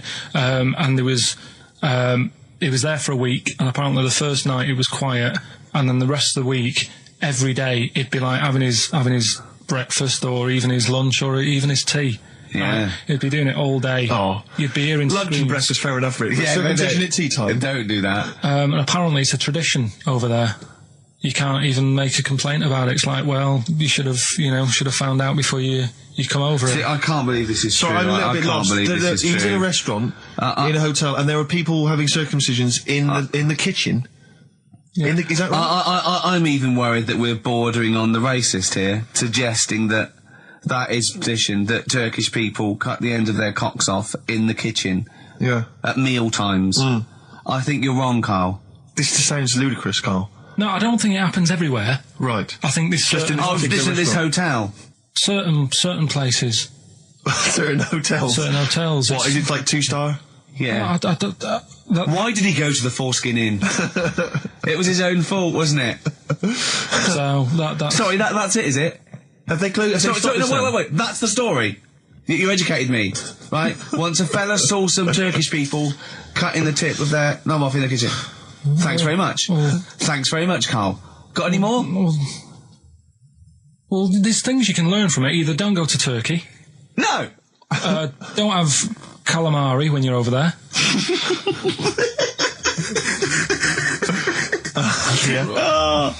Carl, you've done it again. Well, Excellent. well, I didn't do that well at school and that, right? But we had biology, and I didn't take much of it in. But there was one day when it was about, knob news and stuff. And it was all about how blood, is what makes Engorges the erectile tissue. Sure. Yeah, it was all about that. And there's this girl in our class called Paula, right? We were sat there watching it, and she fainted. You just heard her go, oh! And she hit the floor, right? Because we were all sat on top of the desk watching this. I wasn't that interested in that. No. I wasn't looking at it and that. But Paula, right, she fell over. And the funny thing was, right? What was it, a video? Yeah, a video of like this blood Yeah. doing the business to this fella's member, right? And she fell over, like, and everyone's like, oh, what's up with her? And the teacher was trying to like wake her up and give her water and that. And it was really weird because then the nurse came in, and yet this video was still playing. And the nurse came in, what happened? Well, have you seen this? Yeah. And you could hear, like, then it was going on to, like, sex education on the video. It was all done from start to finish. What happens? And by the end, and she was still out cold by the time it got to, like, and then they had a baby. Yeah. Yeah. Right? And that just reminded me So of it. it then. seems to me that was her sex education class. She fainted when the penis got erect, and when she woke up, a baby was born. That's probably what she thinks happens. She's wandering around now. And the whole class just missed out a bit because they saw if someone's she's ever face. with a bloke and he gets an erection, she just goes, "Oh no, Well, that's it. She was a bit of a class tart, really. That's why everyone was like, "What's up with her?" Carl. No, she was. Everyone was like, "What's up with her?" It's not as if she'd not seen it before. But just reminded me then. Weird. But anyway, yeah. So I wouldn't. He was going to be loving it. Anyway, He'd be let's down there. leave Nero aside. Yeah. The other thing in this, should we play a record and come back? Yeah, There's another yeah. interesting fact. There is some extraordinary facts in that. Yeah, well, more facts. We're running over. But it won't be knob news. There's be all different types of news. Good show, though. Enjoying the last show? Yeah. It's all right, and I hope it gets better because Telegraph are listening today. The Telegraph, the paper. Yeah. Why? Are they? Why did you say that? Just Jenny, the PR woman, said to me yesterday. She said, just do some good topics and that, so you don't have to worry there. What they phoned up to say? Hello, it's Telegraph here. We'll be listening tomorrow. I don't know what they're doing. Are they doing a review of it or something? I don't know. Why would they do that? There's no reason to. I'm a bit. Why didn't you mention this earlier? So the Telegraph have said, why would they call up to say we'll be listening? It's a free country. Because they said they'll be listening, but also, can you make sure you record it? Because if we can't listen to it because of the pirate stations that are on at the weekend, because it affects our signal and stuff. Whoever's listening must listen and know there's a problem with pirates, and they said, can you... Well, they're probably just doing a feature about radio shows or something then. They're going to tear us to shreds. Listen to... seriously, the drivel we've talked today. I mean, what are they going to make of it? That's a broadsheet newspaper. I think I know what Monday's headline's going to be. I don't think it's going to be like, they're going to forget about the power cuts. It's not going to be about, the inquiry or terrorism or anything. It's going to be, no more to knob news. Yeah. It's going to... They're going to love it. I mean, I have a little bit of self-respect. And if I'd known a quality newspaper was going to be listening, I wouldn't have turned up today. Because I'm an award winner, and I'm a respected television writer, and I've, won awards, sort of classy. Don't worry though. And don't worry. What have we talked about? Knobs. We've had the worst quiz on radio. We've had you trying to explain relativity. You didn't even understand what that word meant. Yeah. You just mentioned there about sort of no knickers and that. Is this going to be your Auntie Nora? No. Right. It's just, like the last flat that I lived in, I always had a good view across the road, and I could see, it was the hairy... There was the hairy Chinese not hairy Chinese kid, he was just a Chinese kid, actually. Yeah. Running Because back. that's rare, isn't it? Hairy Chinese kids are very rare, isn't it? Yeah. There's only one official sighting, isn't there? In one of those shit little magazines that you buy. He was running around in his underpants. You just swore ironically. I mean, I imagine if there's any newspapers listening, you did that. Because he's sort of jokey and... Yeah, go on, let's not swear. And there was the old woman who didn't move, she was just sat there reading a book all the time. Who we think possibly died and no one came round for weeks, But, and now I've moved, right? And it was quiet for a bit. I always look at what view I'm getting, right? Looked across and it was just sort of empty, sort of flats ready for people to move in and that, right? Anyway, people are in there now, right? And they've put all the furniture in, but I haven't put any curtains up. Oh. Right? So anyway, I'm sort of washing up, just having a look out the window. Yeah. Right? Girl sort of, wandering about, knickers on. Right? With no knickers on? You mean naked? No knickers. Well, she had a bra on. Right, okay. But, she's probably looking for a knickers. So, I thought, and I don't know how long I was looking. No. Right? But anyway, she looks across. Oh, God. I think she spotted me. Yeah. I think, oh, God. I felt really bad. Yeah. I said to Suzanne... Sorry, is this some sort of Peeping Tom confession while the Telegraph are listening? I've no idea. Well, he's not... That's the thing, though. Peepington. If I was peeping, she was peeping as well, because she was looking over. Works both ways, doesn't it? Yeah, but yeah, all she could see of you was your bald head. Yeah. No, but and your hands moving as you were washing up. And some white-looking substance rotting up. Particularly stubborn stain on this glass. Yeah. Oh, God. Imagine that. Imagine if she looked across. I'm assuming your sink is lower than the window. But didn't she just cover up or something? Or she looked back and go, oh, you looking at my fanny? Well, the thing I did... What? I thought, just sort of drop me boxer shorts. Because I thought... Well, Suzanne said, what are you doing? What are you talking about? What are you talking about? No, just so they can see me cheeks of me. What are you talking about? No, because I thought if she thinks I'm walking about in the nude as well, then we've both got something out of it. Carl! This sounds like a bad excuse in court. I know. This is Or the plot of a film on Channel 5. I mean, this is like the doctor who got done, right, for exposing himself to a patient and then painted that little thing that you look down their throat pink. Yeah. And go, this is what they saw. yeah. No, so sorry, you were looking at a woman dancing around naked, right? So the only thing you could do was immediately drop your boxer shorts. So she looked across, saw you fully clothed, saw you took your boxer No, she wouldn't have done, because it's sort of just the top half and the sink's at a side angle, so I was sort of looking out. So This she is genius. so she wouldn't have seen your trousers then anyway? No, she did. I moved in front of the window more. So you then made you actually climbed in front of the Oh, this is amazing! So you climbed in front of the window to show off it wasn't your naked obvious. lower half. Suzanne said, "What are you doing?" And I I said, bet she did.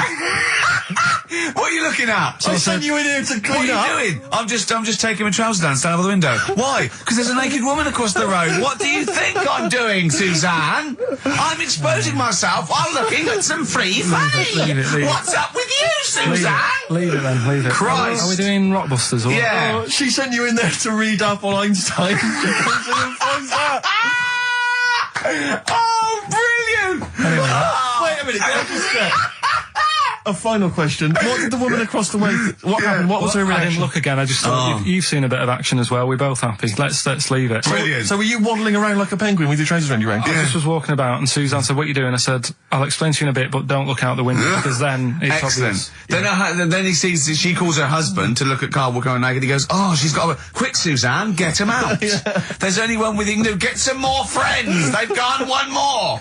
Anyway, Brilliant. Right, play a record and come back to Rockbusters and Monkey News. We haven't got enough time. Do Rockbusters. Oh, God Almighty. I make it clear now, I do not condone in any way, shape or form what Cheryl Tweedy. Brilliant. Can't help but notice you've brought some sandwiches in, Rick. What's in them there? Cheese and onion. Cheese and onion? Yeah. Because I've never, ever seen you make sandwiches before. I've seen you take a piece of bread out of a loaf and sort of fold it in half. Crumbs everywhere. Well, Jane made that for me because I was in a bit of a hurry. I didn't think for a minute that you Why? made Because it looks neat. Well, they're wrapped in the tin foil. A knife has been used.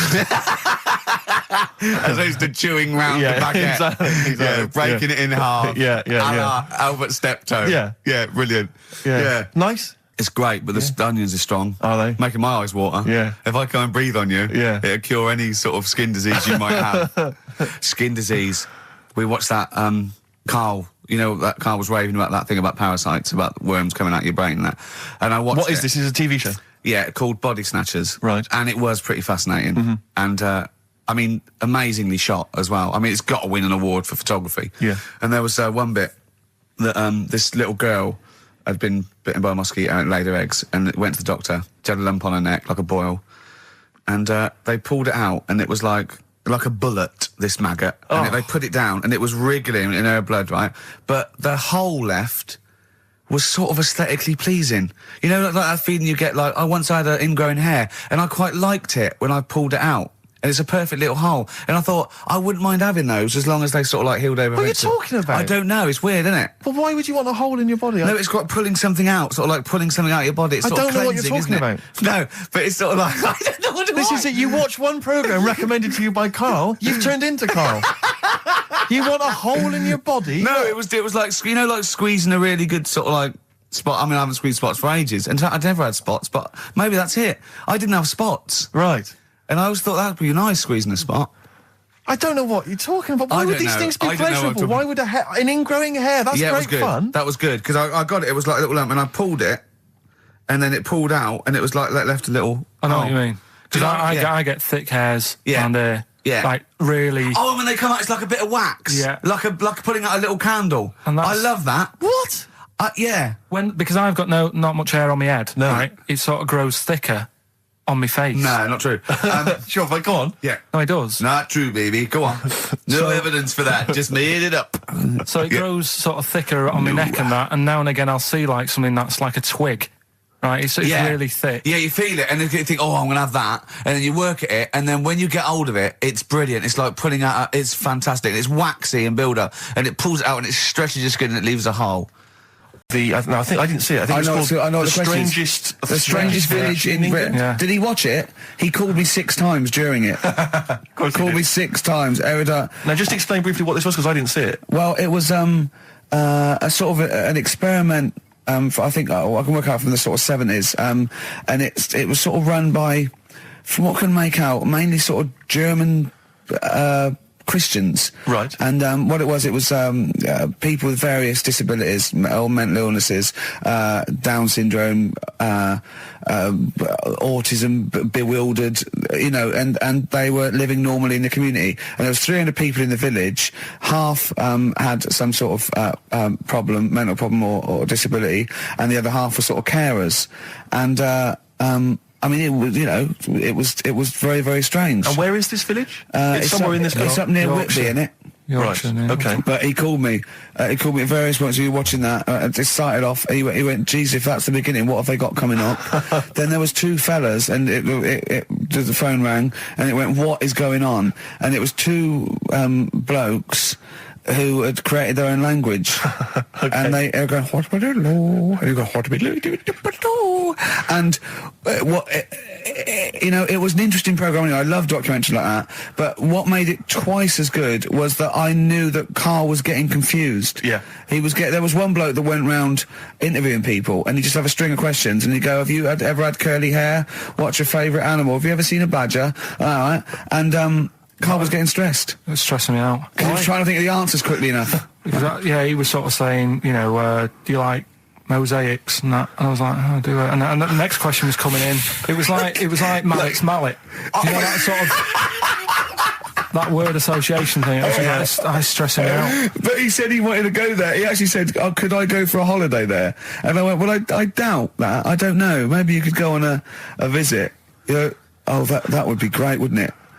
For Karl to walk in there. But the thing about it would be like Karl would be the ruler. He'd be the king. It would be that in the kingdom of the blind, the one-eyed man is king. I mean, he would just dominate. I don't know. There were some of them were quite clever. Really? Yeah, I don't think he'd. I think he'd probably be average. Yeah. I don't think he'd. Okay, he'd just blend in. No, I don't think he'd shine. Yeah. Because a lot of them were quite good at some things, weren't they? He didn't like the angry bloke who punched him. There was this really sort of sweet Down syndrome woman called Nan, and she hadn't hung her coat up, and this angry bloke was going, "If you don't hang your coat up, I will." And he punched her, didn't he? Yeah. And poor Nan got it in the neck from everyone. There was another woman bullying her, wasn't he? Yeah. But you like the little the little Down syndrome fellow with the woolly hat who was helping that woman. If I went there, he's the one who had sort of hunt down and say, "Come on, let's go for a pint" or something. Sure. But incidentally, do you like mosaics? We didn't establish that. He's still thinking about it. What was his name? That one, the woolly hat that you liked, that you wanted to hang around with. What was his name? I can't remember. He was good. I liked him. He was nice, wasn't he? Yeah. He's the one that fell over, then proposed marriage to that woman, didn't he? Yeah. I remember, I was on I don't know if this is alright to talk about. I mean, it happened, so, not worried about it. It's alright to talk about. Everything's alright to talk about. But I was on the train, right, coming from Manchester back to London, right? Yeah. And got on it was like a Friday night, and it was heaving, like the last train is and all that. And absolutely chocker, right? Yeah. So I'm walking through the carriages, thinking, is he in his seats anyway? Anyway, everyone's like, it's heaving, right? It's people stood up in the doorways, you can't get in the toilet and all that. There's not going to be any chair knocking about. So walking through, and anyway, I see this one empty chair sort of in front of me, right? I think, why ain't anyone sat there, right? I'll just rush to that, get to that, I'll get myself a seat, plonk myself down, right? And sort of turn round, see who I'm facing, see who you're sort of having a chat with. Little fella there, right? Little, Down syndrome kid, Right. Sat there, and he goes, "All right." And I thought, right, not bad, but do you know what I mean? They're always talking, aren't they? You ask a lot of questions, right? So I was like, here we go, 2.5 hours, and I couldn't get up because the thing is, that's obvious. Sure. Right. So that's like mean. I'd never want to be mean. Do you know what I mean? No. At the end of the day. So anyway, I think I know. I'll go to sleep. Clever. Right. So I shut my eyes, and he leaves me alone. All right. So then my phone goes, and I think, right, what do I do? Do I ignore it, or do I open my eyes and see what it is? Anyway, I open my eyes, it's Ricky calling about something. About nothing, probably, actually, thinking about it. It wasn't even worth answering, right? So anyway, but I'm awake now, aren't I? So he's like, hello? And I'm like, all right, mate. And he says, you're muscly. You're right. Oh, God! And I said, yeah. And he goes, why? So I said, no, just am. It's, again, stressing me out, because I was thinking, why am I muscly? I don't go to the gym. And, I'm not muscly, I'm in good shape. And that. Well. So then he wants an arm wrestle. On a crammed train from Manchester, so I've got another hour and a half of this. When you talk back, he'd soon have got up and left. If you'd have started asking him questions, he'd have got up and left with the drivel you come out with. So anyway, do you know when you're under pressure, you're thinking, well, he's said that I'm muscly, right? So do I do it or not? And there's people watching, not joining in, not sort of having a laugh and that with me, just like watching but pretending they're not. Oh, and I'm at one of those table seats, and he kept saying, come on, I want to arm wrestle. And he was getting loud, and I thought, I best just have an arm wrestle. What do you mean? I best just have an arm wrestle? What do you mean? Get it over and done with. I had to... if he's going to keep asking, I had another hour and a half on the train. Oh, God. So anyway... Oh, my God. I'm thinking who won. Well, I'm thinking, were people putting bets on? How was it working? It was stopped, and just as well, really. What do you mean it was stopped? Was it game? No, he was winning, I was struggling a bit, right? Yeah. And he was really, taking my arm down, and then he sort of let go and started laughing. And I thought, thank God he let go, because I would have made, you know what I mean? If I lost that, everyone's in the train looking, and all the rest of it. I never felt it suddenly serious to him. He's got to win this. Anyway, Pilkington. But then he just, then we were chatting about favourite food and that. He likes sausages. And I said, he said, do you like sausages? I said, yeah, they're all right. I like a bit of Chinese and that as well. And he was saying, I can't have Chinese. Not allowed Chinese. Why? Don't know. He just said, it's not allowed to have it. But yeah, I had a good long chat about stuff and that. But so you enjoyed it in the end? In the end, it was all right. Yeah, it's just. What do you expect? Okay. No, but it's that thing, isn't it?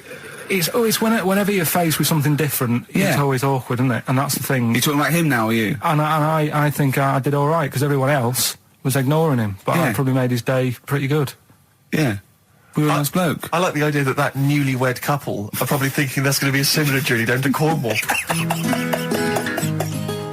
Right, listen. Right, so they're making this documentary, right? And they stumble across a little gang of Come on, just get on with it, please. Little gang of monkeys. That's the first time I've ever laughed. I'll hear that. I know. Well, brilliant. What do you want? A cake? Come on.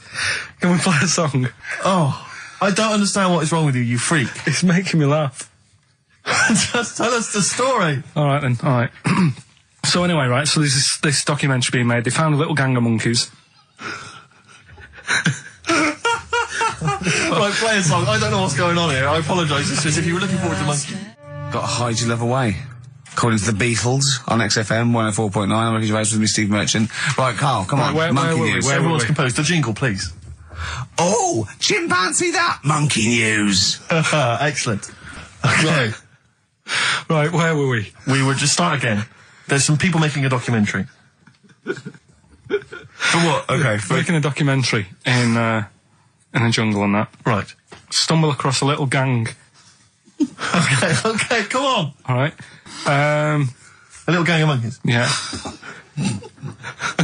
Oh, come on. So the camera crew are there filming it. Yes. Everything's going normal. It's all fine. Nothing odd about it. Okay. They're not running a restaurant. They've not got any barbershops. Nothing. No. Just regular monkeys going about their business. Yeah. So anyway, what normally happens is the monkeys sleep with a partner. They already do what? They don't sort of sleep around and that. Once they find the girlfriend or the boyfriend or whatever, they stick with them, right? Okay. But anyway, they were watching this one, right? And it's going around a bit, sleeping around. Oily. And it was getting fatter. They thought this is a bit odd. Yeah. Right? So followed it round and see it having it away. Turns out, little prostitute.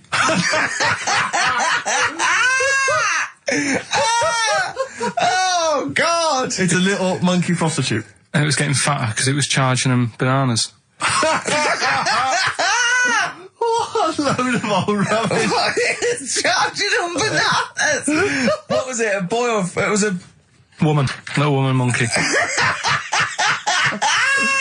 That's the most extraordinary monkey news I've ever heard. Oh! That is genius! Has this documentary been televised? I don't think it's been on yet. No. And that's all the information you've got? Yeah. And is that's one banana for everything? The half a banana is for... Just oral? A poor job. Right. If you want full-blown monkey sex, it is 2.5 bananas. Sure. Have we got a cheeky freak of the week? Do you want one? Yeah. I think we should have a jingle for this. Okay, I've got a jingle. It's very similar to chimpanzee. Chimpanzee there. Yeah. Well, let's hear it. Okay. Oh, cheeky freak of the week. Brilliant. Yeah, no, I think that's excellent. So, cheeky freak of the week. You've spotted a freak.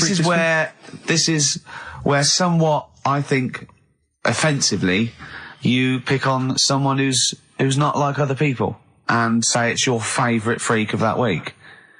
Yeah, I remember we had the woman whose legs look like the hind legs of a dog.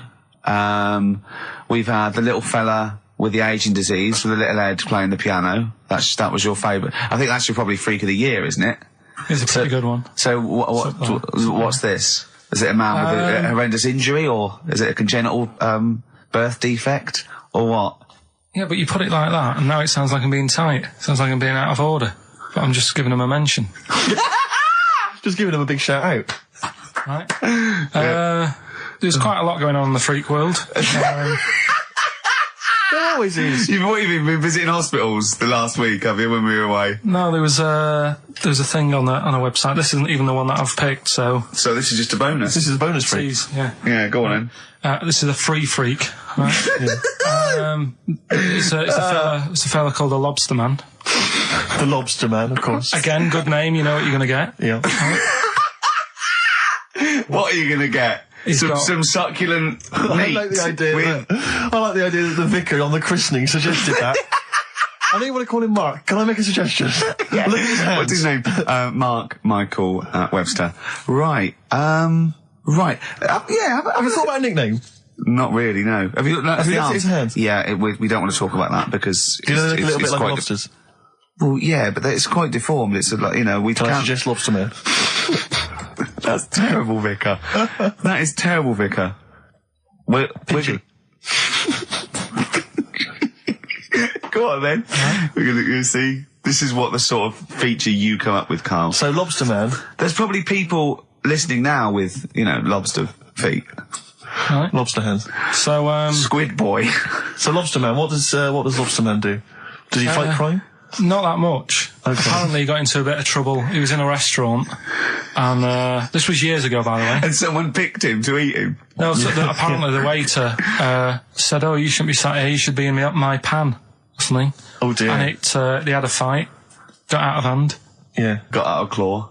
And yeah. So that was. What do you mean they had a fight? What did he do? A waiter took the mickey out of someone with. No. Now, can I just make clear? I'm assuming his hands look a bit like those of a lobster. Yeah. Yeah, well, it's fused, so it's just like two big fingers. They're fused, I assume, probably in the womb, and they're just like, instead of like having five digits, they're fused in it.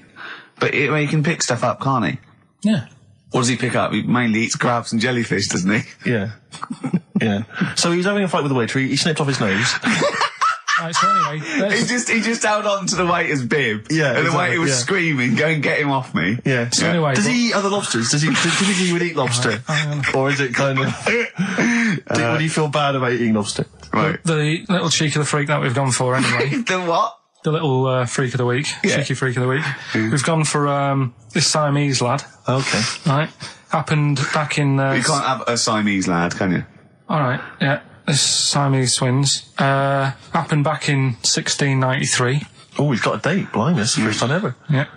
And all it was, he was doing all right for himself. He used to go on those circus things he used to do. They're two people you're talking about, Carl. So we're going to him. All right then. All right. They did this circus show, right? Yeah. And everything's going well. They're selling out the tents and stuff. People coming to see them. Yeah. He was doing all right for himself. Yeah. Right. Sorry, before I said that, did you think a Siamese twin was a man with two heads? Well, it can be, can't it? It depends. There's two people. They're conjoined. No. But it depends, doesn't it? The one that I shown you in that book that time was a fellow with two heads. No, it wasn't. That was a stupid picture in one of your stupid books that he had a growth that looked a little bit like it had a face on it. It wasn't a man with two heads. You're the same sort of people who send potato chips to restaurants and say, doesn't it look like Norman Cook? Yeah. It's not two heads. We'll bin this feature. No! No, they're two people. They're two people. Conjoined twins. Yeah. Right, so these... They just happen to have a similar taste in clothes. Okay. Anyway, so they were doing all right, and it all went wrong when he crossed the road, got run over. The lad with two heads got run over. That's it. What? How is that Cheeky Freak of the Week? Just because he got my interest, and I kind of thought, why didn't he just look both ways?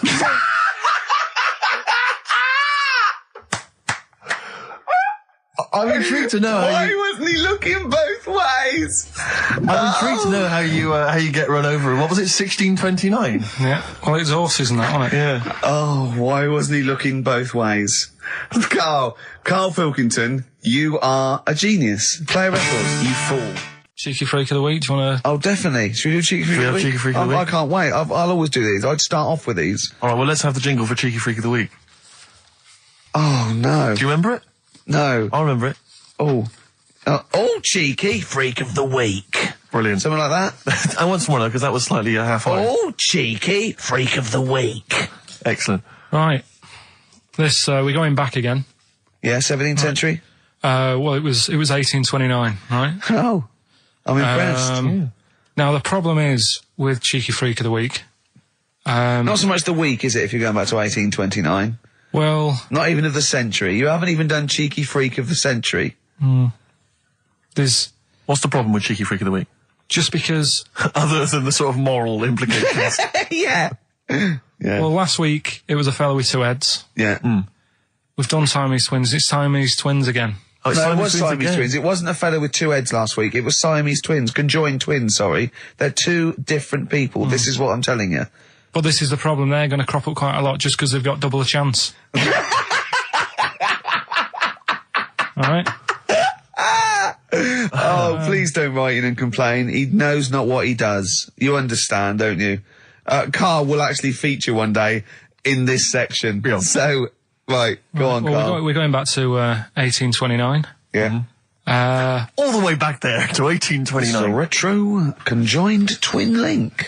A couple of guys set up a business. They were called Chang and Ang. Oh, they're the first. That's why they were called Siamese twins, because they wasn't that what it was based on? Those two, Chang and Ang. Was it? The original, yeah. That's why they're called Siamese twins, because I think they were Siamese.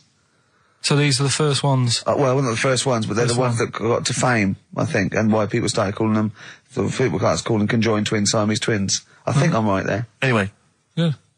Well, the sort of set up business, sort of going around the US.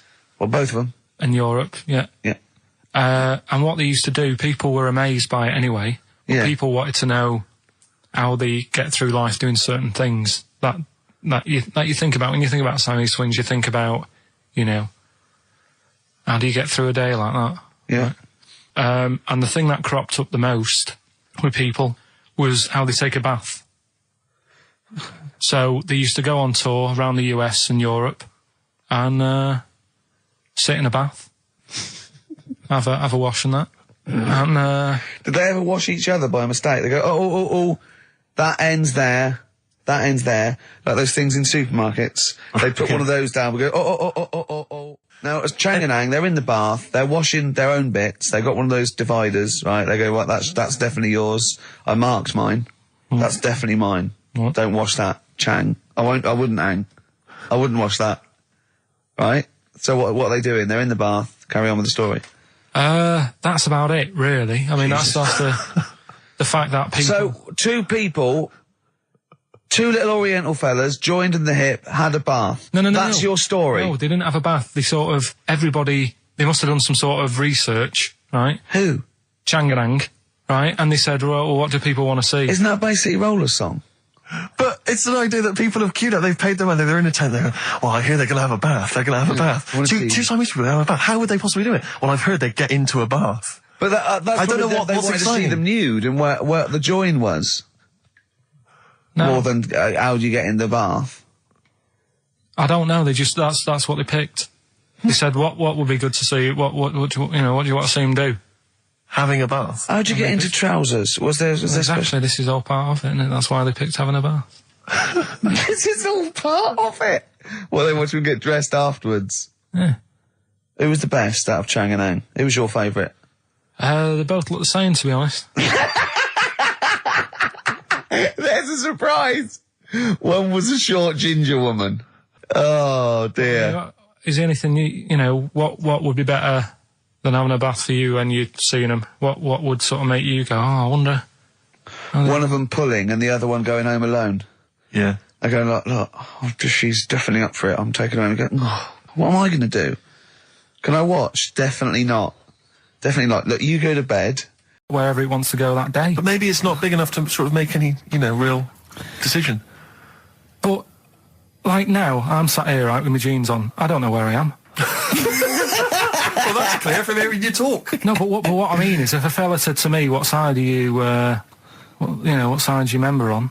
Member? What is this the use of the word member suddenly?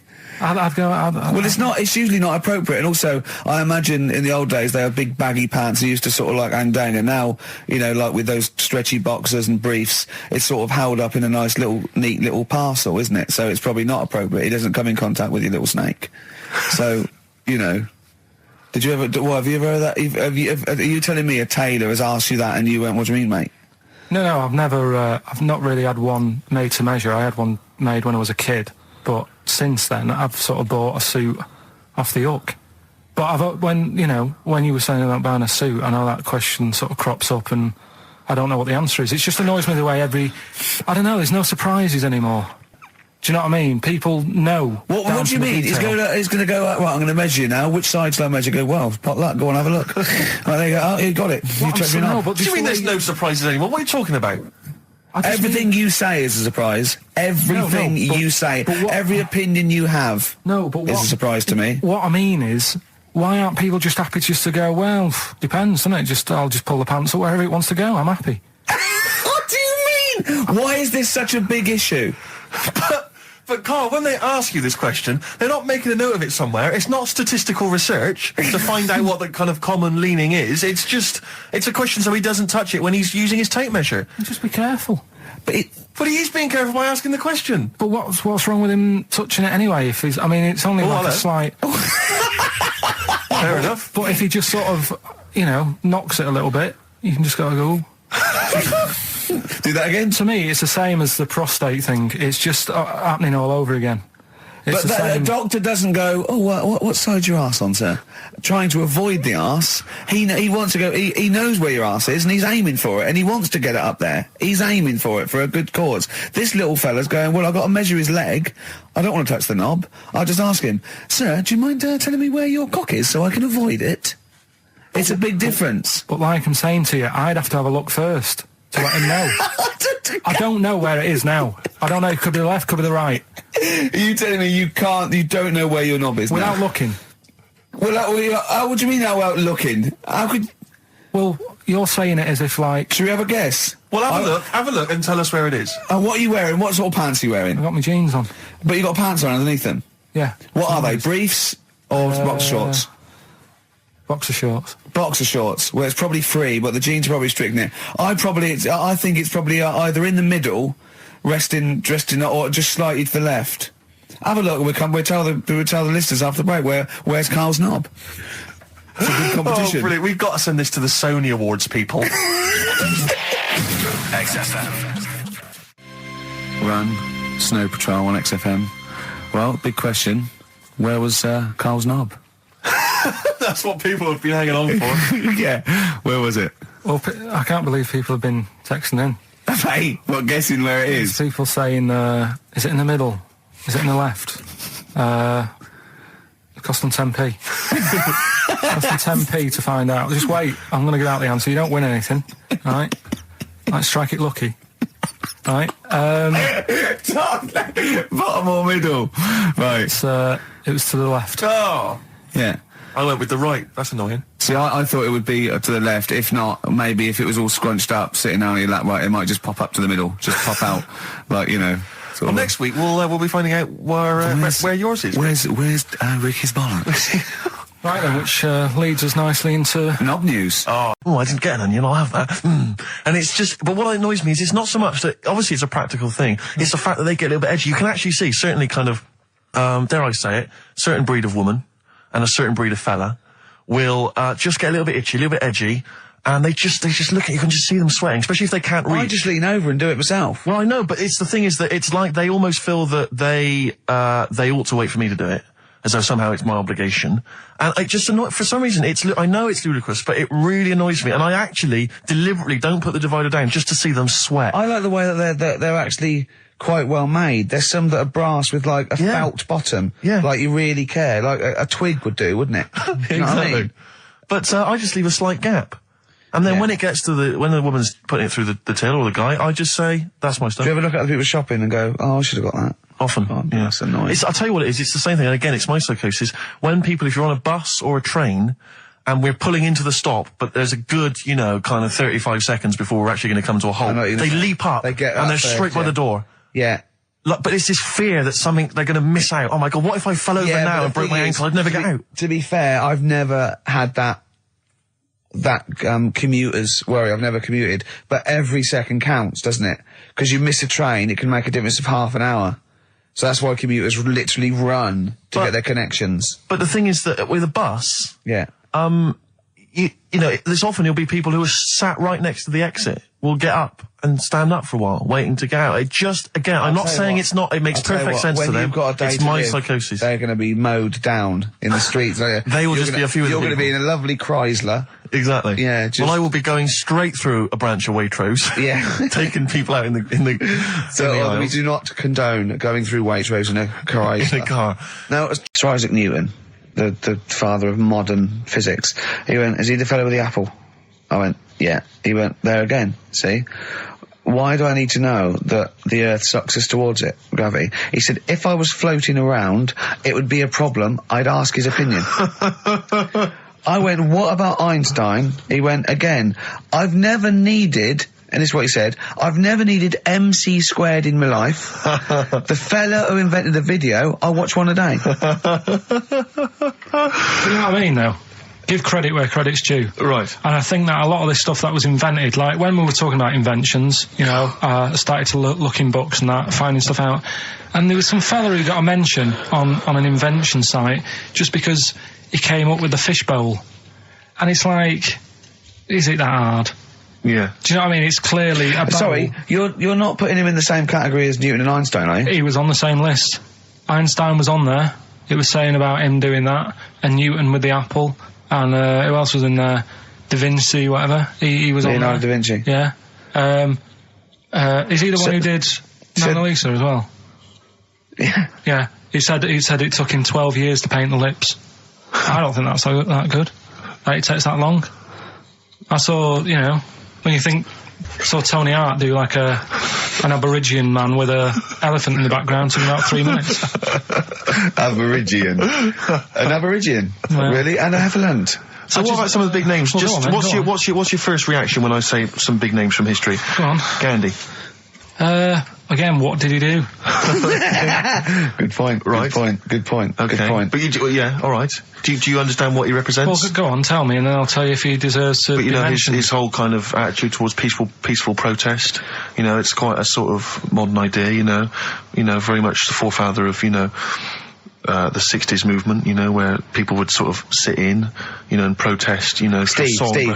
Steve. Right, look at the glazed look on his face. Did I lose him on Gandhi? Yeah. So just Pick someone else. Do someone else. Pick someone else. Okay. Right. Someone you know about that's obviously. Let's think. A great thinker. Isambard Kingdom Brunel. Right. Yeah, he's all right. Brilliant, thanks. What about Jesus Christ? Well, I'm thinking more your modern day, like your Richard Bransons and that. Who, like, you know... to be fair, I wouldn't put Branson up there with Gandhi. Christ, Newton, Einstein. But why? Stephen Hawking. Because he's mainly known for having a beard and a funny jumper. To be honest,